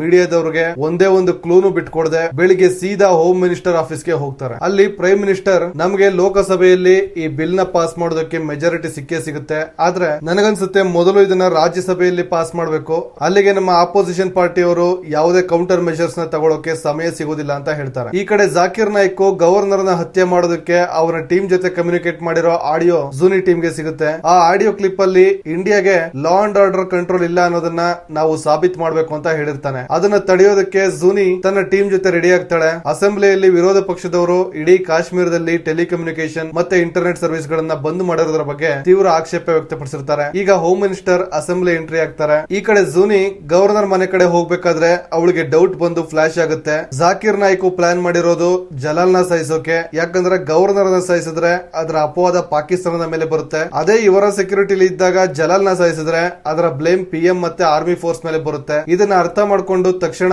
ಜೂನಿ ವೆಹಿಕಲ್ಸ್ ನ ಜಲಾಲ್ ಇರೋ ಮನೆಗೆ ಹೋಗೋಕೆ ತಿರುಗಿಸ್ತಾಳೆ. ಅಸೆಂಬ್ಲಿಯಲ್ಲಿ ಹೋಮ್ ಮಿನಿಸ್ಟರ್ ಇವತ್ತು ಅಂದ್ರೆ ಆಗಸ್ಟ್ 5, 2019 ನಮ್ಮ ಸರ್ಕಾರ ಈಗಾಗಲೇ ಮುಂದೆ ಇದ್ದ ಒಂದು ಬಿಲ್ ಅನ್ನ ಕಾನೂನು ನಿಯಮಗಳ ಒಳಗಡೆ ಪಾರ್ಲಿಮೆಂಟ್ ನ ಅಪ್ರೂವಲ್ ತಗೊಂಡು ರಾಷ್ಟ್ರಪತಿಗಳ ರುಜುವಾತ್ ತಗೊಂಡು ಆರ್ಟಿಕಲ್ 370 ಎಂಬ ಬಿಲ್ ಅನ್ನ ರದ್ದುಪಡಿಸಿದ್ದೇವೆ. ಇನ್ನು ಮುಂದೆ ಜಮ್ಮು ಮತ್ತೆ ಕಾಶ್ಮೀರ ಪ್ರತ್ಯೇಕ ಆಡಳಿತಕ್ಕೆ ಒಳಪಡೋದಿಲ್ಲ. ಕಾಶ್ಮೀರದಲ್ಲಿ ಶಾಂತಿ ಮತ್ತು ಸ್ಥಿರತೆಯನ್ನ ಕಾಪಾಡಿಕೊಳ್ಳೋದಕ್ಕೆ ಮತ್ತೆ ಅಲ್ಪಸಂಖ್ಯಾತರ ಅಭಿವೃದ್ಧಿಯನ್ನ ಗಮನದಲ್ಲಿಟ್ಕೊಂಡು ಲಡಾಖ್ ನ ಜಮ್ಮು ಮತ್ತೆ ಕಾಶ್ಮೀರದಿಂದ ಸಪರೇಟ್ ಮಾಡ್ತೀವಿ ಅಂತ ಅನೌನ್ಸ್ ಮಾಡೇ ಬಿಡ್ತಾರೆ. ಈ ಅನೌನ್ಸ್ಮೆಂಟ್ ಮಾಡಿದ್ದು ವಿರೋಧ ಪಕ್ಷದ ನಾಯಕರಂತೂ ವಿಪರೀತ ವಿರೋಧವನ್ನು ವ್ಯಕ್ತಪಡಿಸ್ತಾರೆ. ಈಗಿಂದೀಗಲೇ ಈ ಬಿಲ್ ಅನ್ನ ಹಿಂಪಡಿಬೇಕು ಅಂತ ಒತ್ತಾಯ ಮಾಡ್ತಾರೆ. ಅದು ಅಲ್ಲದೆ ಸಲಾಹುದ್ದೀನ್ ಜಲಾಲ್ ನ ಇವರು ಹೌಸ್ ಅರೆಸ್ಟ್ ಮಾಡಿ ಇವತ್ತು ಅಸೆಂಬ್ಲಿಗೆ ಬರದೇ ಇರೋ ಹಾಗೆ ನೋಡ್ಕೊಂಡು ಈ ರೀತಿ ಮಾಡಿದ್ದಾರೆ. ಜಲಾಲ್ ಸಹಾಯಕ್ಕಾಗಿ ಅಂಗಲಾಚಿ ಬೇಡ್ಕೊಳ್ತಿದ್ದಾರೆ. ಅವರನ್ನ ಈ ರೀತಿ ನಡೆಸ್ಕೊಳ್ಳೋದು ತಪ್ಪು, ಅವರಿಗೆ ಸುರಕ್ಷತೆ ಇಲ್ಲ ಅಂತ ಕಿರ್ಚಾಡ್ತಾರೆ. ಆಗ ಹೋಮ್ ಮಿನಿಸ್ಟರ್, ನೀವು ಜಲಾಲ್ ಸಾಹೇಬ್ರ ಬಗ್ಗೆ ಅವರ ಸುರಕ್ಷತೆಯ ಬಗ್ಗೆ ಚಿಂತೆ ಮಾಡೋ ಅಗತ್ಯ ಇಲ್ಲ, ಅವರ ಸುರಕ್ಷತೆಯ ಜವಾಬ್ದಾರಿ ನಾವು ಹೊತ್ತಿದ್ದೀವಿ, ನೀವು ಚಿಂತೆ ಮಾಡೋ ಅಗತ್ಯ ಇಲ್ಲ ಅಂತ ಹೇಳ್ತಿರ್ತಾರೆ. ಈ ಕಡೆ ನೋಡಿದ್ರೆ ಜೂನಿ CRPF ತಂಡ ಜಲಾಲ್ ನ ಎಸ್ಕಾರ್ಟ್ ಮಾಡಬೇಕಾದ್ರೆ ಜಾಕಿರ್ ನಾಯ್ಕ್ ಟೀಮ್ ಅವರ ವೆಹಿಕಲ್ಸ್ ಮೇಲೆ ಅಟ್ಯಾಕ್ ಮಾಡ್ತಾರೆ. ಈ ಅಟ್ಯಾಕ್ ಅಲ್ಲಿ ಜಲಾಲ್ಗೆ ಏನೇ ಆದ್ರೂ ಅದರ ಬ್ಲೇಮ್ ಕಂಪ್ಲೀಟ್ ಆಗಿ ಸೆಂಟ್ರಲ್ ಗವರ್ಮೆಂಟ್ ಮೇಲೆ ಬರುತ್ತೆ. ಆದ್ರೆ ಜೂನಿ ಟೀಮ್ ಸಮರ್ಥವಾಗಿ ಅವರನ್ನು ಎದುರಿಸ್ತಾರೆ. ತುಂಬಾ ಹೊತ್ತು ಎರಡು ಬಣಗಳ ನಡುವೆ ಗುಂಡಿನ ಚಕಮಕಿ ನಡೆಯುತ್ತೆ. ಇಲ್ಲಿ ಗುಂಡಿನ ಚಕಮಕಿ ನಡೀತಿದ್ರೆ ಅಸೆಂಬ್ಲಿಯಲ್ಲಿ ವಿರೋಧ ಪಕ್ಷದವರು ಆರ್ಟಿಕಲ್ 370 ನ ಕಾನ್ಸ್ಟಿಟ್ಯೂಯೆಂಟ್ ಆಫ್ ಜಮ್ಮು ಕಾಶ್ಮೀರ ಮಾತ್ರ ರದ್ದು ಮಾಡುವ ಹಕ್ಕನ್ನ ಹೊಂದಿತ್ತು. ಆದ್ರೆ ಅದು 1954 ಡಿಸಾಲ್ವ್ ಆಗಿದೆ. ಇವರಿಗೆ ಆರ್ಟಿಕಲ್ 370 ರದ್ದು ಮಾಡುವ ಯಾವುದೇ ಅಧಿಕಾರ ಇರೋದಿಲ್ಲ ಅಂತ ವಾದ ಮಾಡ್ತಾರೆ. ಆಗ ಹೋಮ್ ಮಿನಿಸ್ಟರ್, ನೀವು ಹೇಳ್ತಿರೋದು ಸರಿ ಇದೆ, ಆದ್ರೆ ಆರ್ಟಿಕಲ್ 367 ಅಲ್ಲಿ ಇದನ್ನ ರದ್ದು ಮಾಡುವ ಪವರ್ ರಾಷ್ಟ್ರಪತಿಗಳಿಗೆ ಇರುತ್ತೆ. ರಾಷ್ಟ್ರಪತಿಗಳಿಗೆ ಯಾವಾಗ ಪವರ್ಸ್ ಟ್ರಾನ್ಸ್ಫರ್ ಆಗುತ್ತೆ ಆಟೋಮೆಟಿಕ್ ಆ ಪವರ್ಸ್ ಪಾರ್ಲಿಮೆಂಟ್ ಗೆ ಟ್ರಾನ್ಸ್ಫರ್ ಆಗುತ್ತೆ. ಆರ್ಟಿಕಲ್ 370 ನ ರದ್ದು ಮಾಡುವ ಪವರ್ಸ್ ಬೇರೆ ಯಾರ ಹತ್ರನೂ ಇಲ್ಲ, ನಿಮ್ಮ ಹತ್ರನೇ ಇದೆ ಅಂತ ಎಲ್ಲಾ ರೀತಿಯ ಮಾಹಿತಿಗಳನ್ನ ಹೇಳಿ ಕ್ಲಿಯರ್ ಆಗಿ ಎಕ್ಸ್ಪ್ಲೇನ್ ಮಾಡ್ತಾರೆ. ಎಷ್ಟೇ ಕ್ಲಿಯರ್ ಆಗಿ ಆರ್ಟಿಕಲ್ 370 ಬಗ್ಗೆ ಎಕ್ಸ್ಪ್ಲೇನ್ ಮಾಡಿದ್ರು ವಿರೋಧ ಪಕ್ಷದವರು ವಿರೋಧ ಮಾಡೋದನ್ನ ಬಿಡೋದಿಲ್ಲ. ಇಡೀ ಸದನದಲ್ಲಿ ದೊಡ್ಡ ಗಲಭೆಯನ್ನೇ ಎಬ್ಬಿಸ್ತಾರೆ. ಎಷ್ಟು ವಿರೋಧ ಇದ್ರೂ ಫೈನಲ್ ಆಗಿ ಸ್ಪೀಕರ್ ಆರ್ಟಿಕಲ್ 370 ನ ರದ್ದು ಮಾಡೋದಕ್ಕೆ ಸದನದಲ್ಲಿ ವೋಟಿಂಗ್ ಪೋಲ್ ನಡೆಸ್ತಾರೆ. ಇಲ್ಲಿ ವೋಟಿಂಗ್ ಪೋಲ್ ನಡೀತಿದೆ. ಅಲ್ಲಿ ಜೂನಿ ಜಾಕಿರ್ ನಾಯ್ಕ್ ಕಥೆಯನ್ನ ಮುಗಿಸ್ತಾಳೆ. ಆದ್ರೆ ಈ ಸಲ ಬಾಡಿನ ವಾಪಸ್ ಕೊಡಬಾರ್ದು ಅಂತ ಡಿಸೈಡ್ ಮಾಡ್ತಾಳೆ. ಅಸೆಂಬ್ಲಿಯಲ್ಲಿ ಆರ್ಟಿಕಲ್ 370 ನ ರದ್ದು ಮಾಡೋಕೆ ಮೆಜಾರಿಟಿ ವೋಟ್ ಸಿಗುತ್ತೆ. ಈ ರೀತಿ ಒಂದು ಐತಿಹಾಸಿಕ ನಿಲುವನ್ನ ಸಾಕಾರಗೊಳಿಸುವುದರ ಮೂಲಕ ಇಷ್ಟು ವರ್ಷದಿಂದ ಕಾಶ್ಮೀರಕ್ಕಿದ್ದ ಶಾಪದಿಂದ ಮುಕ್ತಿ ಕೊಡ್ತಾರೆ. ಆರ್ಟಿಕಲ್ 370 ನ ರದ್ದು ಮಾಡೋ ಪ್ರೋಸೆಸ್ ಅಲ್ಲಿ ಎಷ್ಟೇ ಸವಾಲುಗಳು ಬಂದರೂ ಪ್ರತಿಯೊಂದು ಹೆಜ್ಜೆಯಲ್ಲೂ ಎಚ್ಚರ ವಹಿಸಿ ತಾವು ಮಾಡ್ತಿರುವ ಕೆಲಸದ ಬಗ್ಗೆ ಒಂದೇ ಒಂದು ಸುಳಿವನ್ನು ಹೊರಗಡೆ ಬಿಟ್ಕೊಡದೆ ಎಲ್ಲಾ ರೀತಿಯ ಸಿದ್ಧತೆಗಳನ್ನ ಮಾಡಿಕೊಂಡು ಡೈರೆಕ್ಟ್ ಅಸೆಂಬ್ಲಿಯಲ್ಲಿ ಪ್ರಸ್ತಾವನೆ ಮಂಡಿಸುವುದರ ಮೂಲಕ ವಿರೋಧ ಪಕ್ಷದವರಿಗೆ ಕೌಂಟರ್ ಮೆಜರ್ಸ್ ತಗೊಳ್ಳೋಕೆ ಸಮಯನೇ ಕೊಡದೆ ಯಶಸ್ವಿಯಾಗಿ ಆರ್ಟಿಕಲ್ 370 ನ ರದ್ದು ಮಾಡ್ತಾರೆ. 40 ಜನ CRPF ಯೋಧರ ಸಾವಿಗೆ ಸಾರ್ಥಕತೆ ಸಿಗುತ್ತೆ. ಜಮ್ಮು ಕಾಶ್ಮೀರದಲ್ಲಿ ಹಿಂಸಾಚಾರ ದೊಡ್ಡ ಮಟ್ಟದಲ್ಲಿ ಕಡಿಮೆ ಆಗುತ್ತೆ. 30 ವರ್ಷಗಳಿಂದ ಕಾಶ್ಮೀರದಲ್ಲಿ ಸಿನಿಮಾ ಹಾಲ್ಸ್ ಇರಲಿಲ್ಲ. ಆರ್ಟಿಕಲ್ 370 ರದ್ದಾದ ಮೇಲೆ ಶ್ರೀನಗರದಲ್ಲಿ ಮೊದಲ ಮಲ್ಟಿಪ್ಲೆಕ್ಸ್ ಆಗುತ್ತೆ. ಕಾಶ್ಮೀರಕ್ಕೆ ಹೋಗುವ ಪ್ರವಾಸಿಗರ ಸಂಖ್ಯೆಯಲ್ಲಿ ಭಾರಿ ಏರಿಕೆ ಕಾಣುತ್ತೆ. ಕಾಶ್ಮೀರಿ ಪಂಡಿತರು, ವಾಲ್ಮೀಕಿ ಸಮುದಾಯದವರು ಆರ್ಟಿಕಲ್ 370 ರದ್ದಾದ ಕಾರಣ ಭಾರಿ ಸಂಭ್ರಮಾಚರಣೆ ಮಾಡ್ತಾರೆ. ಇಲ್ಲಿಗೆ ಸಿನಿಮಾ ಮುಗಿಯುತ್ತೆ.